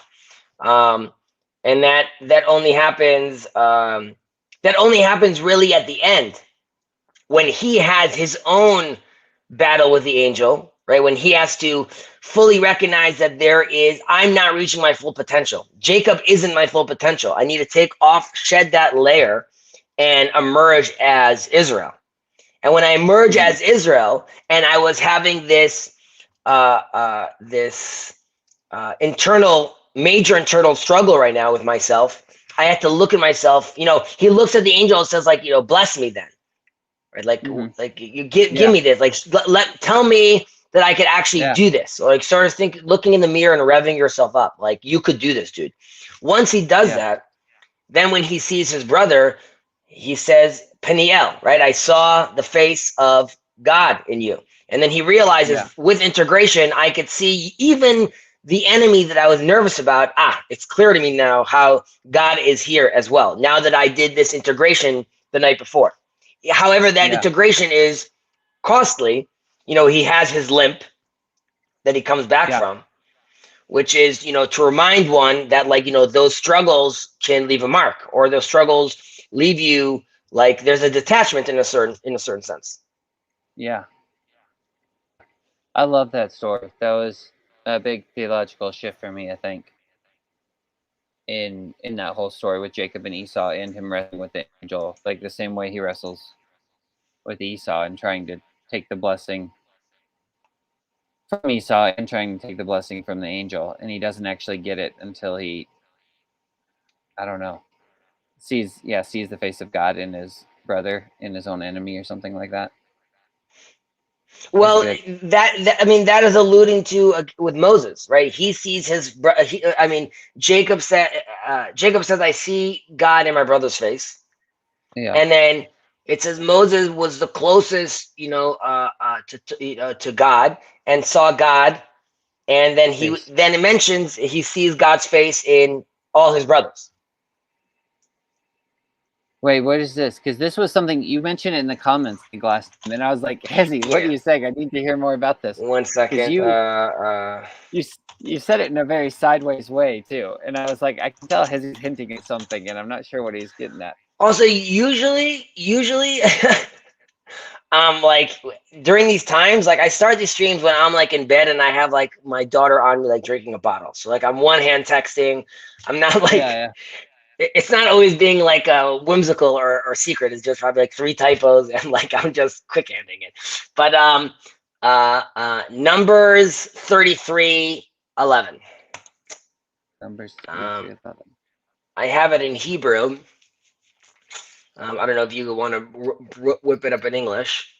I can do that. 30. I mean, you can read it in Hebrew as well as if you want. V'diber Adonai. And God spoke, El Moshe, panim el panim, face to face. Ka'asher yedaber ish el re'ehu, the way a man would speak to his friend. V'shav el ha'mechaneh u'mesharto Yoshua bin Nun, and then talks about Joshua. But my point is Moses spoke to God like a man spoke to a fellow man. And then I'm connecting that to Jacob seeing God's face in his brother, which is, if you get to that point, and what relates to love thy neighbor as yourself, because in Hebrew it's v'ahavta l'reacha kamocha, not like yourself, because he is you. Kamocha, because he is you.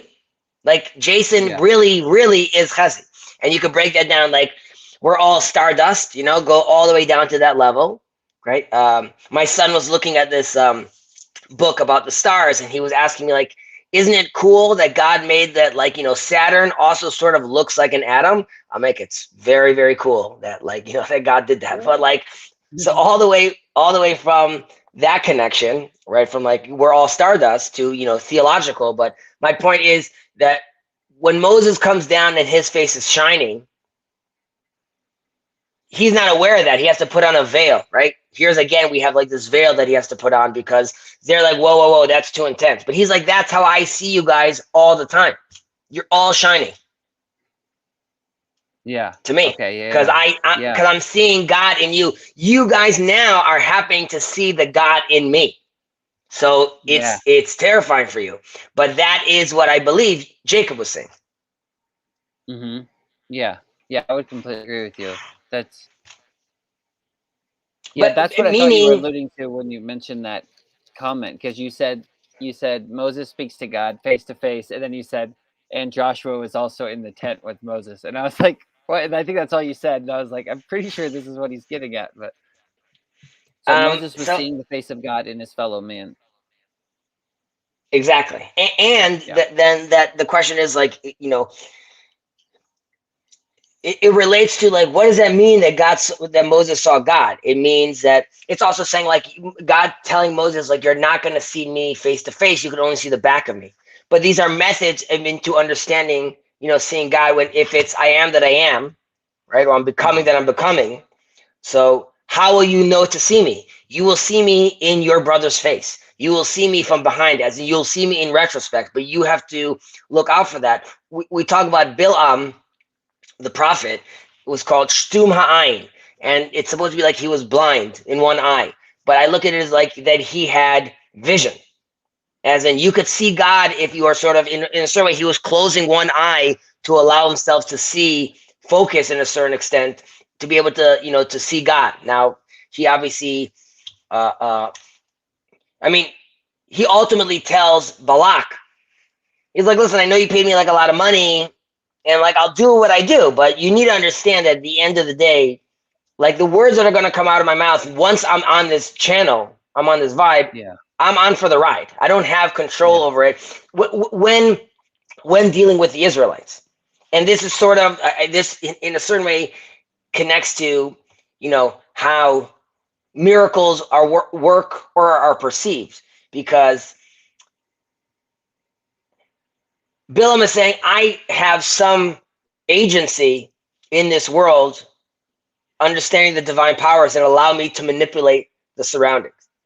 However, when it comes to the Israelites, and if they're oriented properly, which is why they end up having to bring in like the foreign women and things like that, but if they're oriented properly, then I can't like they're on the same wavelength that I'm trying to manipulate, basically, as far as like the powers that I'm playing with. So I can't touch that. And this relates to the Israelites walking out into the Red Sea.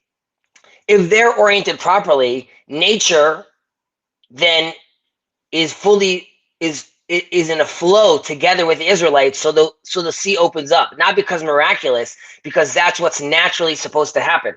And when Nachshon ben Aminadab jumps in first, right? Because they're like, what are we going to do? His jump in first, saying, and it says like the water kept on getting higher and higher, and then eventually opened. But his attitude is, I'm not supposed to worry how this water is going to open. If I believe in God, this is the natural progression of things, and I just need to be flowing with that, and this will happen naturally. For the Egyptians who are not aligned properly, the water is going to close back on. Not because God is quote unquote punishing them, just this is the natural reaction of nature if you're not aligned with it. So if you're going to try to do that right now, that's what's going to happen. Yeah. Yeah. Okay. It makes sense. Totally. I'm a little curious. Okay. I'm trying to connect all these thoughts together. They don't all have to connect, Yeah. No, they're good. I just noticed Yosef was responding to the coat thing too in the comments. He said, note from earlier to Hezi Samuel's mom made him a new coat every year. It became his symbol, and from there, a symbol of divine authority. But really, it goes back to her. I don't know. But really, it goes back to she made him one every year. I'm sort of remembering this right now, but I did. First of all, thank you, Yosef, for mentioning that, because that was not on the top of my head. And she's making him one every year. A new one every year. Right. Well, first of all, this definitely connects, and then he's known as the man with the coat. Right? Walking around with his coat that his mom made him every year. And then that's why when the witch raises him up, she says, like, okay, it's the man with the coat. And he's like, I know that coat. Like, if you're telling me it's a man with the coat, then I know who you're talking about. Okay, good point, Yosef. It all starts with her. It all starts with her. All right. I accept that. It just like I'm not saying they all have to connect, but I just feel like they do in a weird way, and that's why I'm trying to, I guess, tie them together. Well, which part? How far do you want to? Andrew, what's going on, dude? Has it been? Can you hear me all right? I mean, just all of it seems to connect because, gosh, I'm not even sure how to do this. Because even him saying it starts with his mom, and she's the one that makes him the coat. There's a weird thing where Jacob's made the coat by his mother too, and the coat is related to, like Jacob was even saying, creation and God clothing himself with creation. But I'm not sure what to do with any of that. It just all seems related to. I'm just not sure how to piece it together. But I think it's related to even seeing God face to face. And you're mentioning like no one can actually see God face to face. The way to see him face to face is to see everybody collectively. Because if God is in everybody, then you'd have to have a repentance and forgiveness working together to where I'm actually looking and conversing in reconciliation with every single person in order to fully, completely see God. So I'd have to see all his creation. I'd have to see the whole coat that was given from the mother to God to clothe himself in or something. I don't know what I'm doing with all this. It's fractal, man. Well, It's fractal. yeah. I do think though that there is something about that it's coming from the mother. I mean, even circumcision came from the mother, traditionally speaking. And as the mothers had the tradition that they would circumcise. So, but I wanted to maybe connect this to going back to, let's say, Samuel. So his mother is praying, and it says her lips were moving, but no sound was coming out of her mouth. And the high priest thinks she's drunk. And there's something over there which is like stressing like the difference between masculine and feminine, which is like not understanding the sensitivities of like, no, this person's not drunk. This person is just connecting at like a deeper level, so to speak. Which, by the way, this is how we learn from that verse that one shouldn't be speaking during prayer because her lips were moving, but her voice was not heard. So you're not supposed to be speaking during prayer out loud to be bothering other people. Or the people probably next to you, basically. But there's something there which is, Jacob doesn't see it, and his mother's required to do it, and the priest here doesn't understand what Hannah is doing, but she's like, no, I'm connecting on another level, and both pushing their sons, making them a coat or like wrapping them around, which is them being aware of this other level, having this other level of sensitivity, being mothers, being connected. To the nature, are trying to sort of maybe again you could say go back to that pre-Eden place and wrap their kids again with those coverings and integrate those coverings of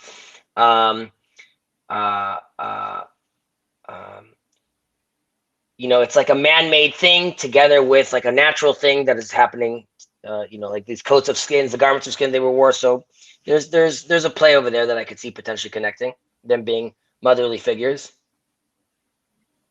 even though Joseph's coat is from his dad. Oh, that's interesting. I didn't even know that. Forgot about that. It's another coat that's out there. What is going on? Andrew, I got a question for you before you leave again. We were just talking about this. I don't know if you caught it. Are you familiar with Harry Mary? Familiar is this with an what? icon? Harry Mary? Is it an Harry icon in the church? Yeah. Try to Google this if you want. Not particularly. Usually, what might connect is that like we never show the hair of the Virgin Mary. It's like, see, that's what's interesting to me too. Okay, go ahead. Continue your thought. Yeah, it's like it's too personal. There's this idea that like you can't remove the veil of the Virgin Mary, like the protecting veil of the Virgin Mary. Yeah. Like in the Proto-Evangelion of James, there's one of the midwives tries. She hears about this whole Virgin Mary thing, and she's like, "I'm gonna make sure, right?" And her hand gets burnt off. So What? Yeah, yeah. I love stories like this. Yeah. So, yeah, go ahead. You're not really supposed to try to remove the veil of the Virgin Mary. You know, Yeah, yeah. it's kind of like, what is it? Where we're just mentioning Saul ripped the.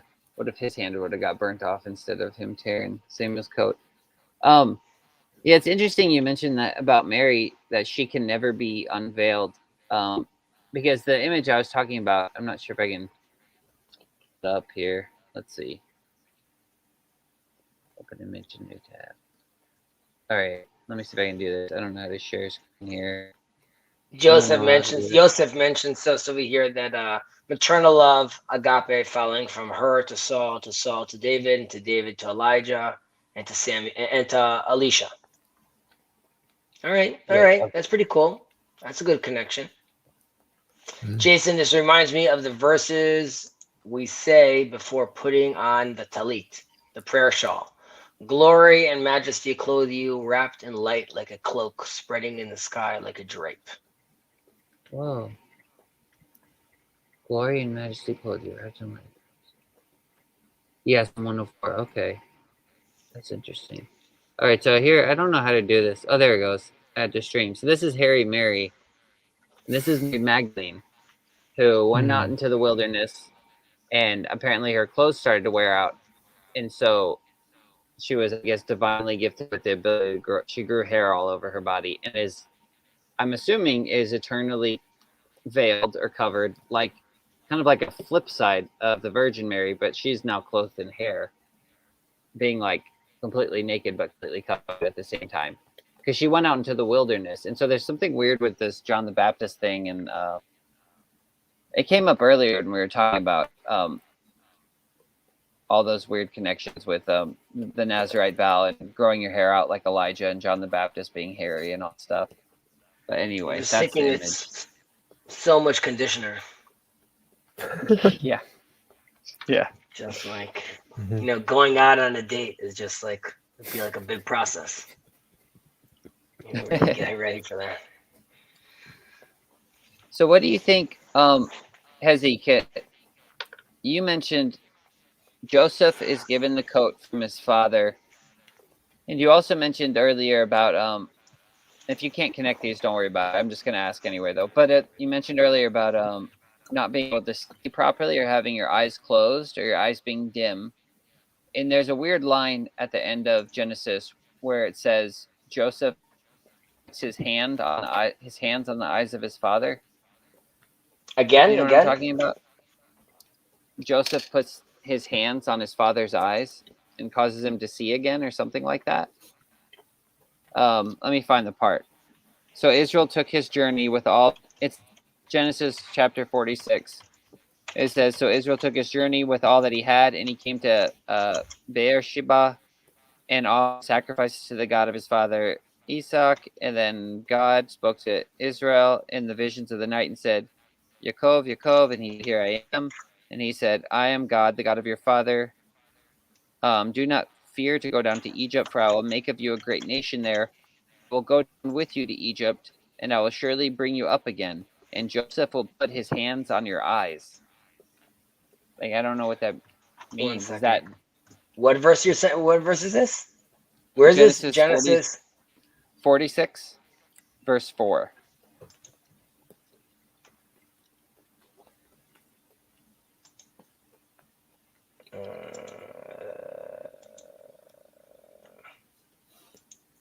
Okay, אנוכי ירד ממך מצרים ואנוכי אעליך גם אעלה ויוסף ישית ידו אל עיניך. 1 second.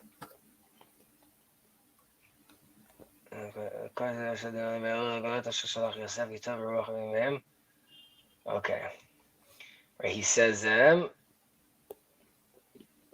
gonna go see him before he dies, and then he goes down and God tells him, he says, Jacob, Jacob, he's like, I'm here.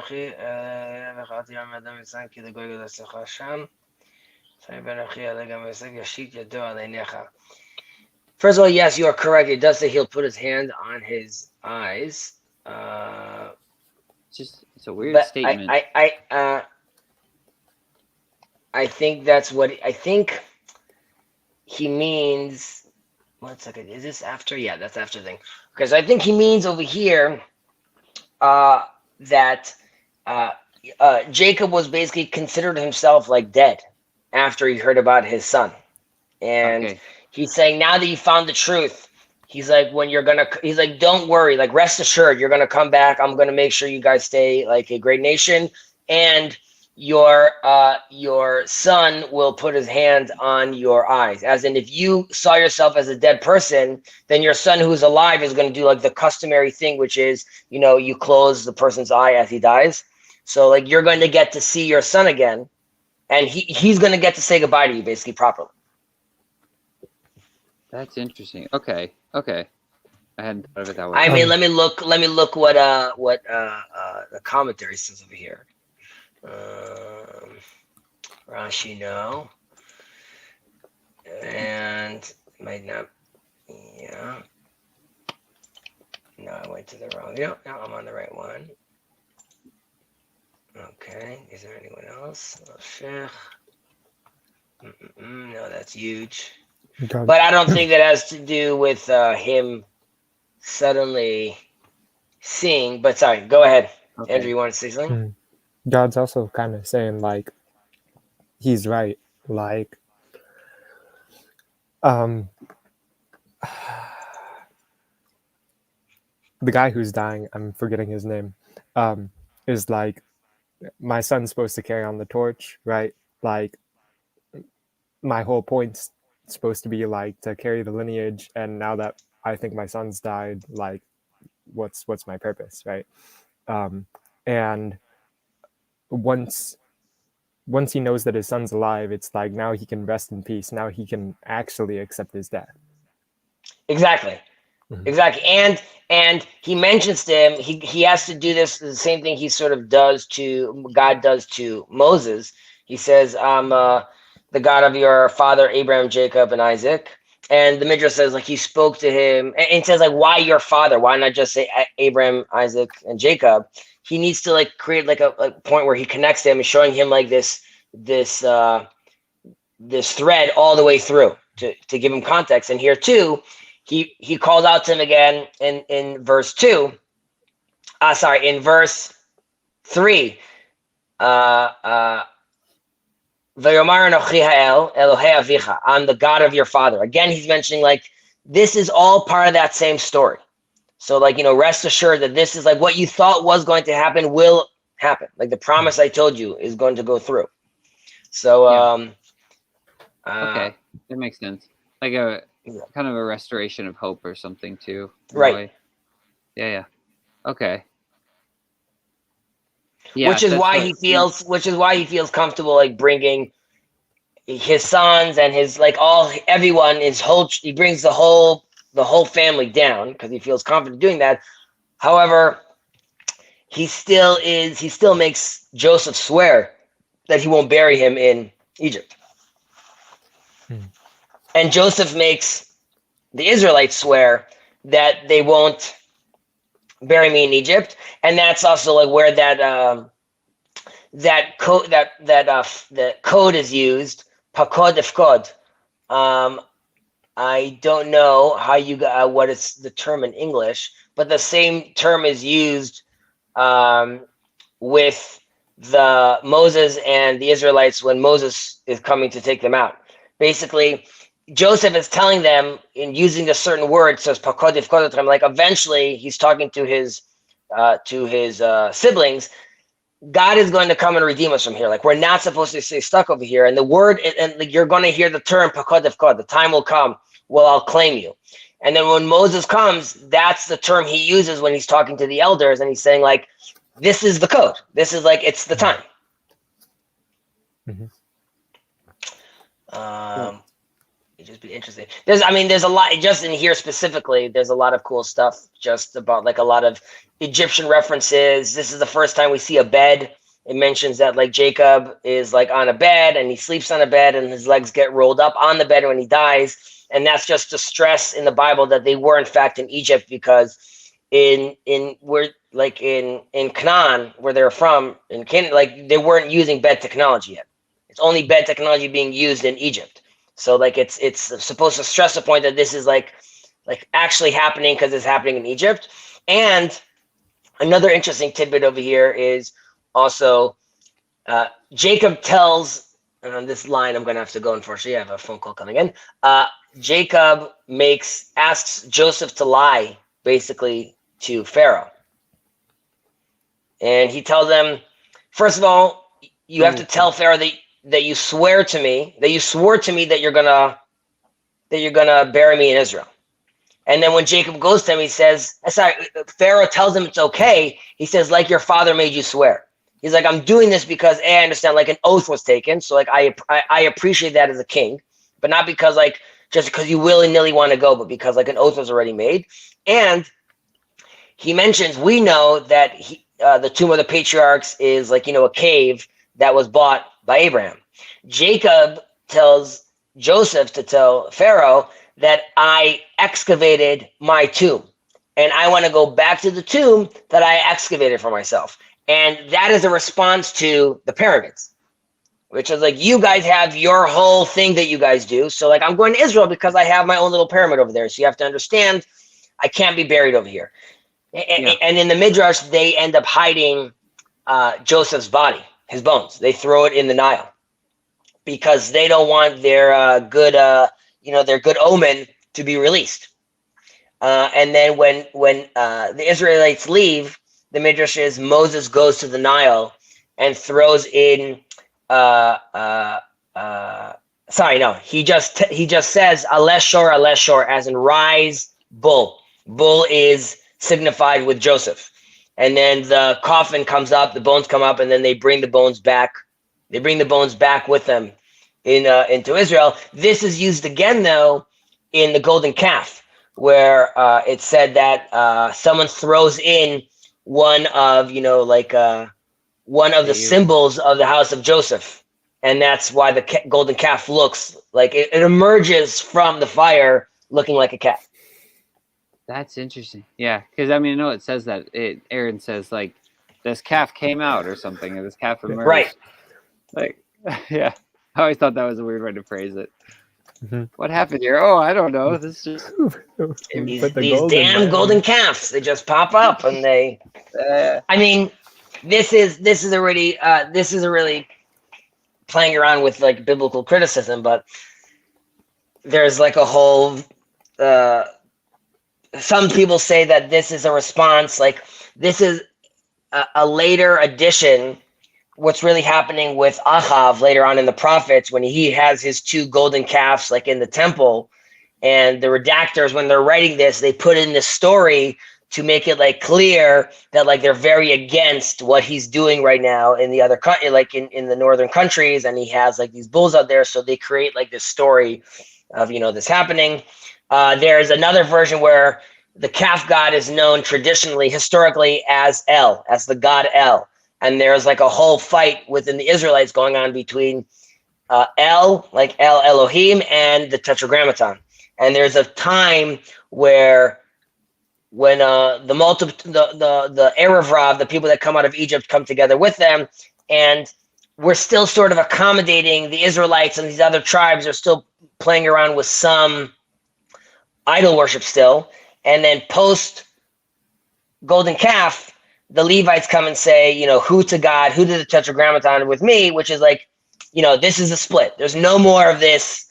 We're also going to entertain other little gods if you guys want to have. Like, we're going back sort of like with Abraham. We're breaking down all these idols. And but Jacob would not be happy about that. So I'm sorry, Jacob, on your channel that I'm saying this. I'm saying you don't believe this. It's not true. it's on my channel as well. We can say whatever we want. You can say it on my channel. Yeah. All right, guys. I'm sorry, but this guy called me twice. I gotta go. Oh, okay. All right. Catch you guys. I was gonna ask. Thank you. All right. I'll have to ask him later. I had another question. He mentioned So he mentioned I hadn't heard this before, but the coat of Joseph, that's the coat of whatever many colors that we normally hear described as being somehow associated. Some people think it's had remnants of the original garments of skin that God gave to Adam and Eve in the Oh, garden. really? That's Yeah, neat. that's what he was saying. Yeah, I hadn't heard Have it you before. have But you then he read also, have what you is read this? Jonathan Peugeot's comic book? No, I haven't. Does Mm, it have something like that in there? yeah, So- he's got like the garments of skin are like a relic or whatever that people are fighting over. Yeah, What? it's crazy. That's Uh-huh. That's cool. Yep. Is this in the one God's Dog? Is that the one? Yep. Oh, okay. Yeah, I Mhm. haven't read that yet. I might have to get Mhm. that done. Yeah. I bet that is all related to everything we've been talking about tonight. I don't know. It's crazy. Yeah, it was just interesting. I didn't make the connection until like right before he left, but talking about how there seems to be in a lot of these stories, the mother is kind of giving cloak, and like the mother gives a coat to, when we were talking about Samuel's coat is made by his mother, and then the coat was also made by Jacob. His mother gives the coat to pretend to be Esau or something like that. But then yeah, he said that Joseph's coat actually comes from his father, mother. Yeah. and which makes me think about God gives Adam and Eve, so the father there actually gives the coat to Adam and Eve. So I wonder if that's another connection to say it is kind of at least reminiscent of the Garden of Eden, tunics of skin or something like that. I don't know. Yeah, it's crazy. Let me A pull lot up of some fractal icon. stuff happening tonight. Yeah, pull it up, man. Let me see.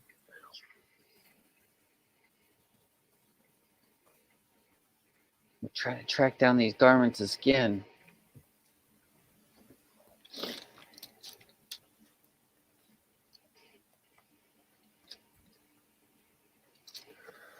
Let me present this guy. Waban. Can you see it? No, I can't see it. No, Are you I trying to can't. present it? Here we are. Waban. Nice. Mhm. I think we just got it. Here, I can click it. Click add the stream. There you go. Wonderful. Wait, so what is this? That's the presentation of the Lord. Yeah. Pretty cool.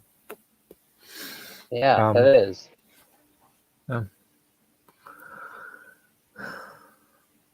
I don't know. It's like you've got Mary and also the priest. So who's male? So it's me. Is that what you said? What? What did you say? What was the last thing you said? You've got Mary and also the priest. So Yeah. Who's male? Yeah. who's male? Yeah, I don't know. That's interesting. Let's look up circumcision.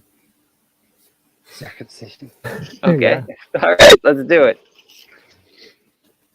For this corruptible must put on incorruption, and this mortal must put on immortality. The Rock, whoever this guy is, The Rock's been doing some good references tonight. Being clothed, I think, yeah. Looks like the same. Well, yeah, it's interesting.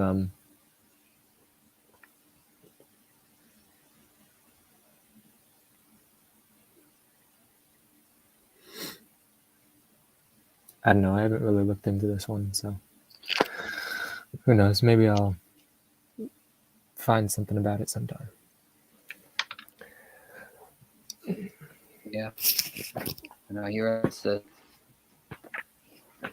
Rock. For this corruptible must put on incorruption, and this mortal must put on immortality. I feel like related to what Joseph was saying. What was that? Jason, this reminds me of the verses we say before putting on the tallit. Glory and majesty clothe you, wrapped in light like a cloak, spreading the sky like a drape. That's from Psalm 104. Mm-hmm. All these garments. Yeah. Yeah, don't know.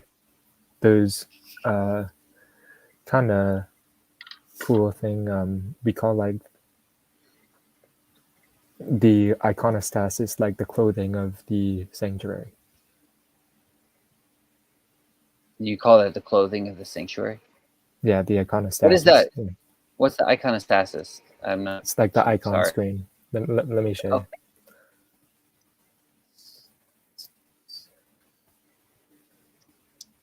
It's like, so it's all the icons that are painted all over the walls, sort of. Okay. No, at the front of the church.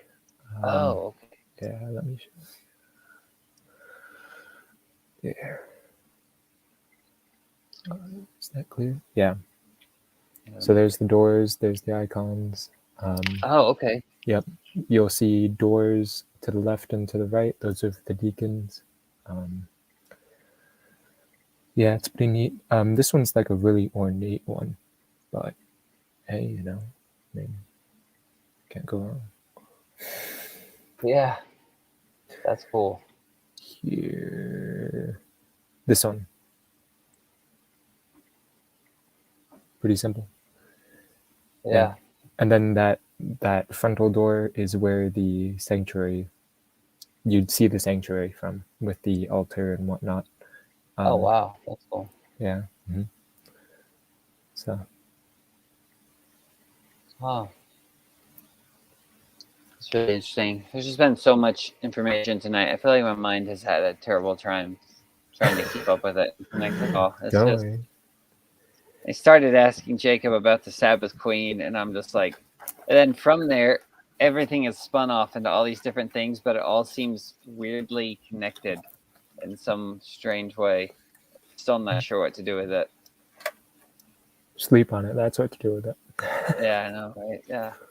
Yeah. Mhm. It's interesting, especially getting into the Sabbath stuff, because like when you hopped on earlier, I was mentioning how in my head I have this association with it being, and maybe I should phrase it more clearly, kind of like a patient, restful death that awaits the Mhm. resurrection. And that is my idea of Sabbath. And so that is my idea of the Song of Songs, like all that stuff.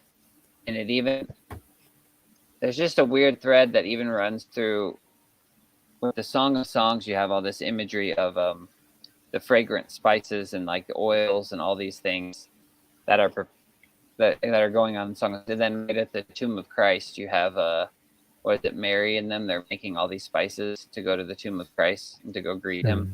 Mhm. And have like this weird imagery there too, with like him being rebirthed out of the womb with these spices and all this stuff. But there's a lot of connections. Oh, I love the movie Noah. Has he mentioned that? Have you seen that one? No, afraid not. The Skin of the Snake. Ooh, that's interesting. Dude, you gotta watch that movie. The one with Russell Crowe. It's amazing. Mm. Yeah, you should watch it. It's really good.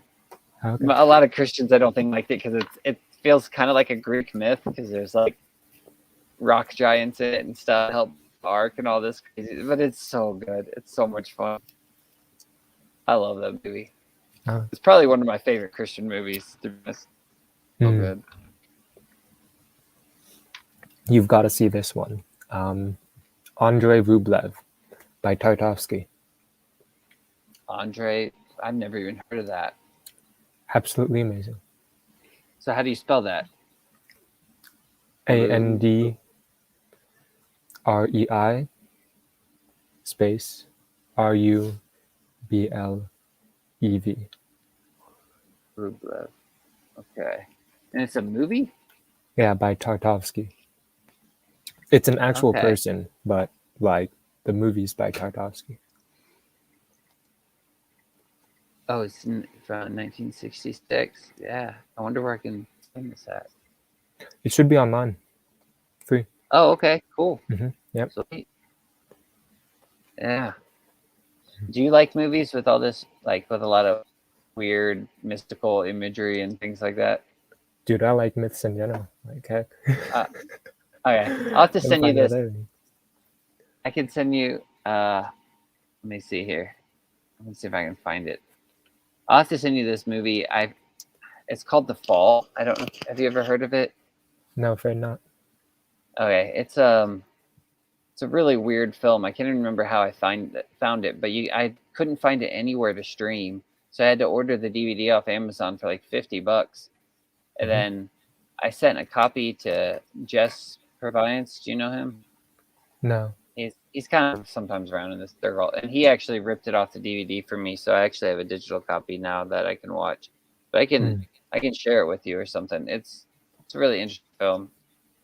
Oh, It's fun, but it's kind of an older one. But yeah, I'll text you or something and get your email. So see The Last Temptation. Crazy twist on the end. Wait, okay. What does he say here? Let me see. I'll go back up. In the movie, Noah, the garments of skin is from the stake. He then wraps it around his hand like phylacteries. Whoa. The one with Russell Crowe. All right. Rock Angels. I second the recommendation of Noah. I enjoyed it thoroughly. What does he say? See The Last Temptation.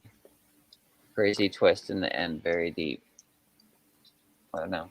It was a good movie. Definitely watch that one. Noah.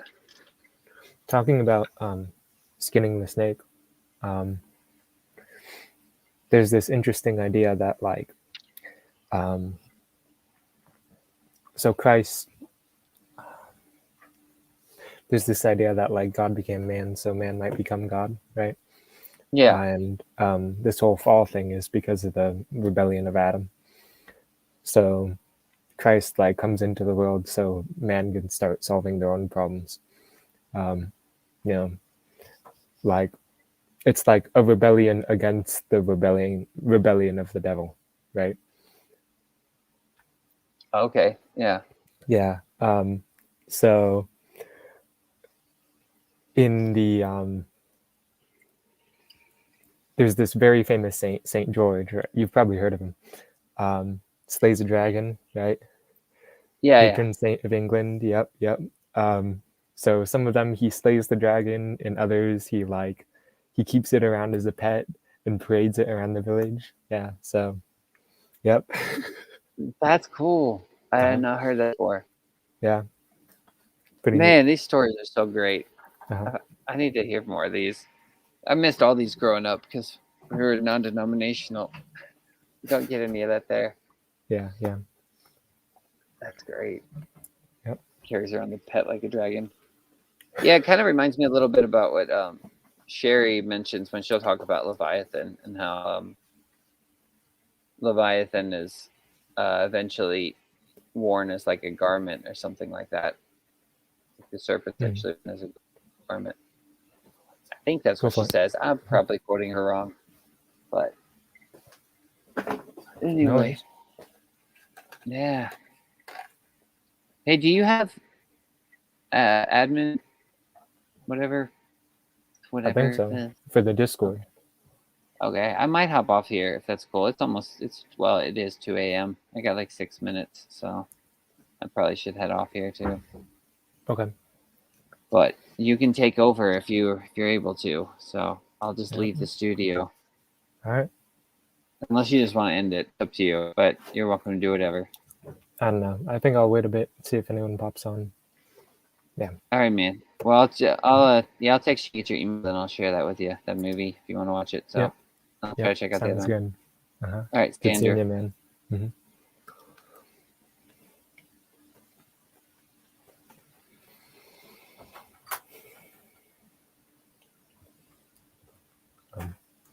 One thing I wanted to ask sometime is, as an anecdote, Father Stephen Young mentions like if you had a corpse in the same house as like open bottles, like the bottles are unclean. I don't know. Seemed kind of crazy, but hey, can't complain.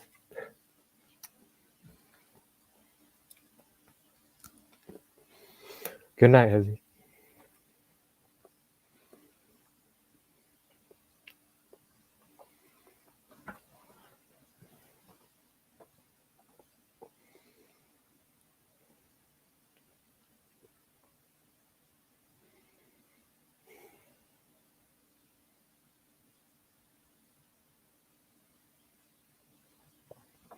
I hope Father Stephen Young pops on again so that I can go over all of my poor annotations of Religion of the Apostles.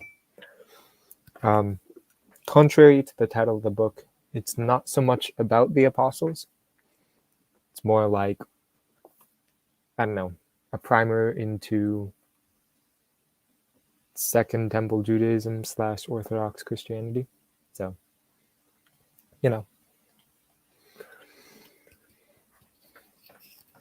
kind of clickbait, Father Stephen Young, but I'll let it slide this time.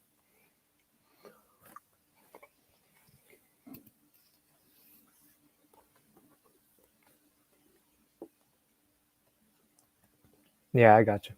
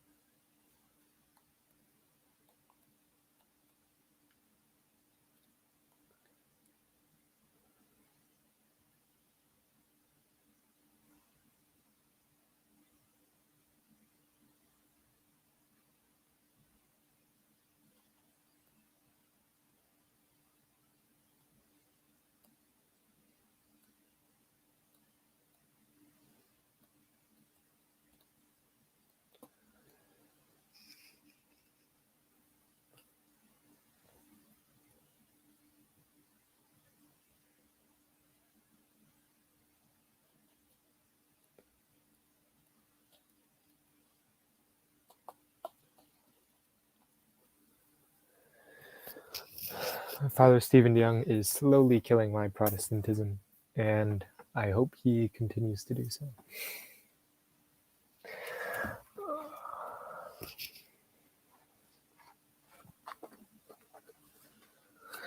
Andrew, since you met Jacob, what have you learned about Judaism? Jeez.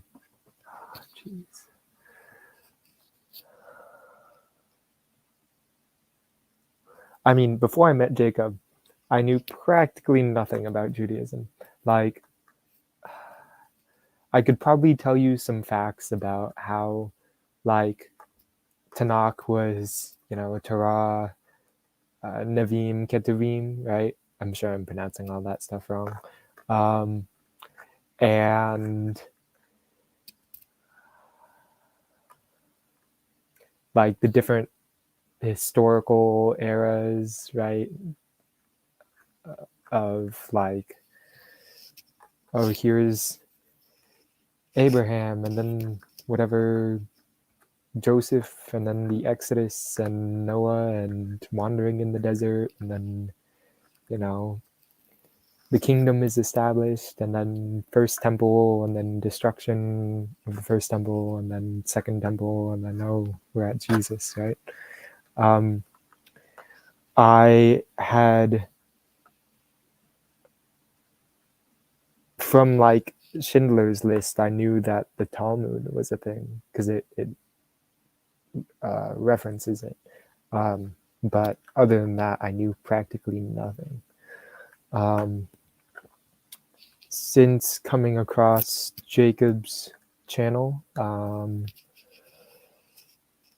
it's been wonderful learning about how lively debate is within Judaism, right?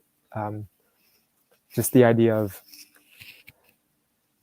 engaging with your tradition is always wonderful to hear about. What else have I learned about Judaism?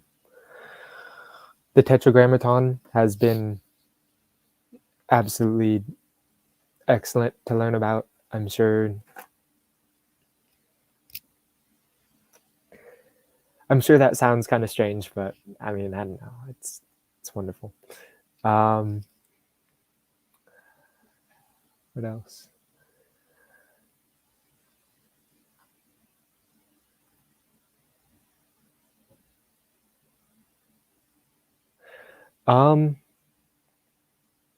Learning about the different splits within Judaism, I guess. Like learning that there was like reformed and conservative and whatnot was kind of no surprise, because like every religion is kind of going through that, where there's been like fraying on the edges. But Hasidism and modern Orthodoxy and all that sort of stuff has been, I don't know, wonderful to learn about. Jacob lent me this book, Hasidic Masters, which has been great to read. It's helped me in my prayer life, so I'm very grateful to Jacob for that.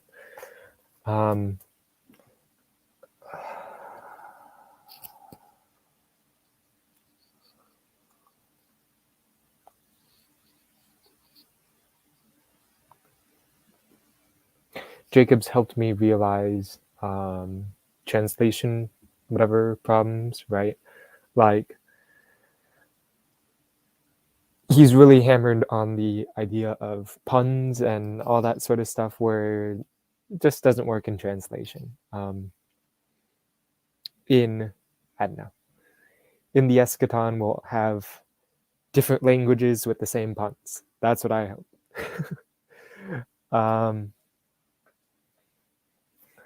What else am I learning about Judaism? Zion. I honestly did not know what like Zionism meant before before I met Jacob. I was just like, oh, they have a, I don't know, is it just like a love for homeland or something? Yeah.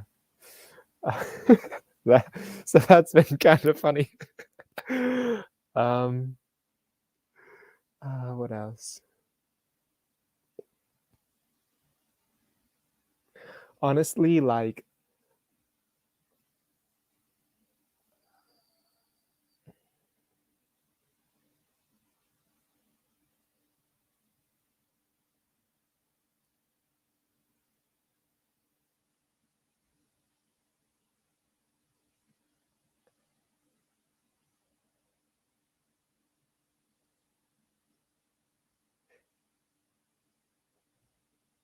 what have I learned about Lutheranism since I met Jacob? I mean, I grew up Lutheran, so nothing's come up as a shock to me. I was like, oh yeah, Luther was kind of meh.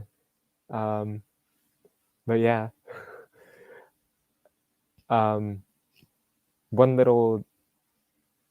little tidbit on Judaism. Growing up, you hear about Kabbalah. Oh God. I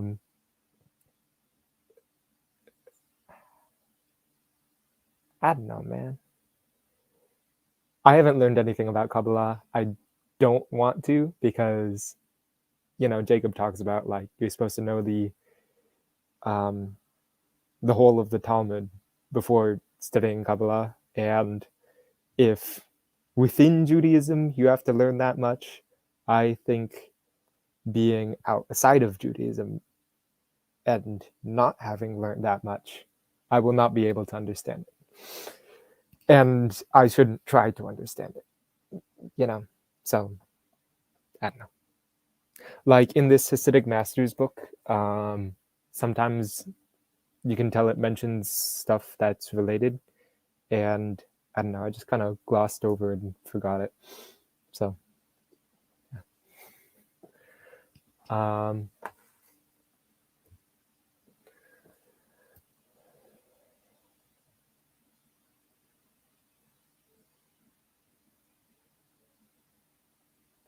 I think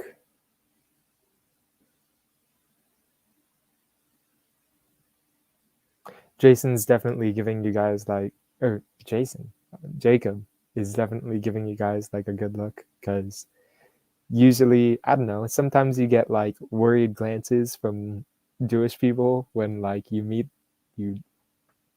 cross them on the street, right? And I was like, okay, I don't know. Like, when that's the only interaction you get with them, it's like, I don't know, not such a good look. But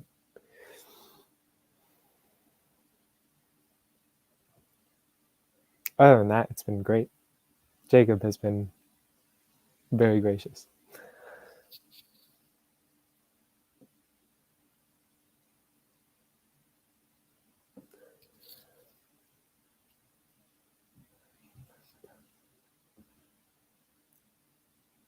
I didn't know anything about like Reformed um, before meeting Jacob, except for kind of their theological position, right? I knew the Calvinists were double predestination-arians or whatever. So was not too much a fan of not too much a fan of them after I learned that. You know, growing up Lutheran, there is hardly any prayer life, hardly any works. It's a lot of theological nihilism. I don't think I would be able to eat any more theological nihilism. So, yeah.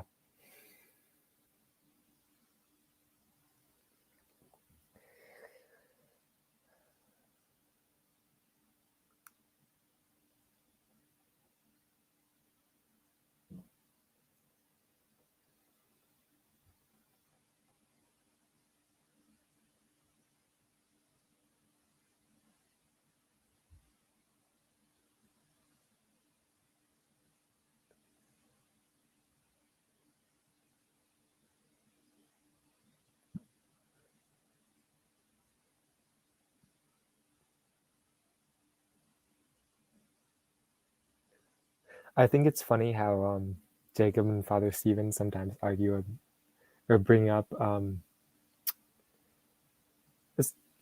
Justin Martyr in their arguments, right?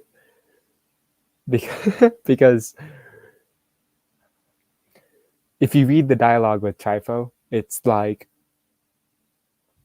it's definitely a polemic, and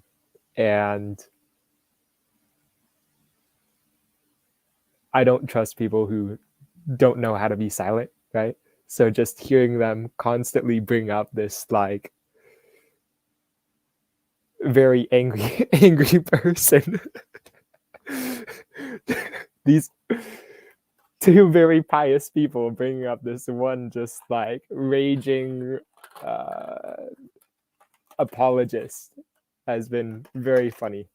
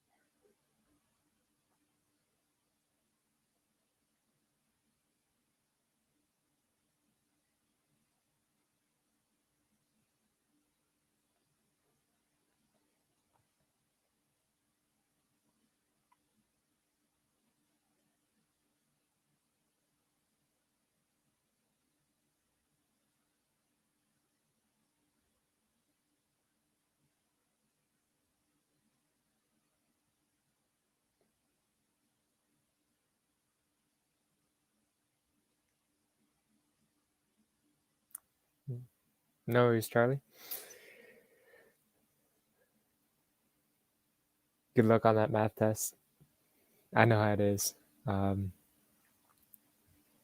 My math class is discrete math, lots of proofs and very technical definitions and all that sort of stuff that makes your eyes cross.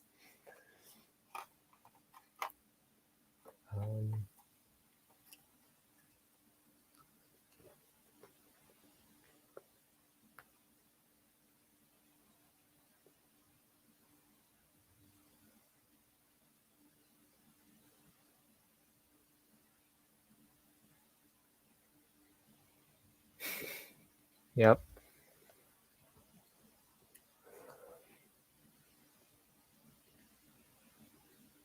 You know, I've got this idea bouncing around in my head that I should stop reading so many books and actually start doing things. But then I have like free time like this, and I've got no idea what to do except read more books. So, might pop off, read a book. So, have a great night, y'all. I'll see y'all sometime.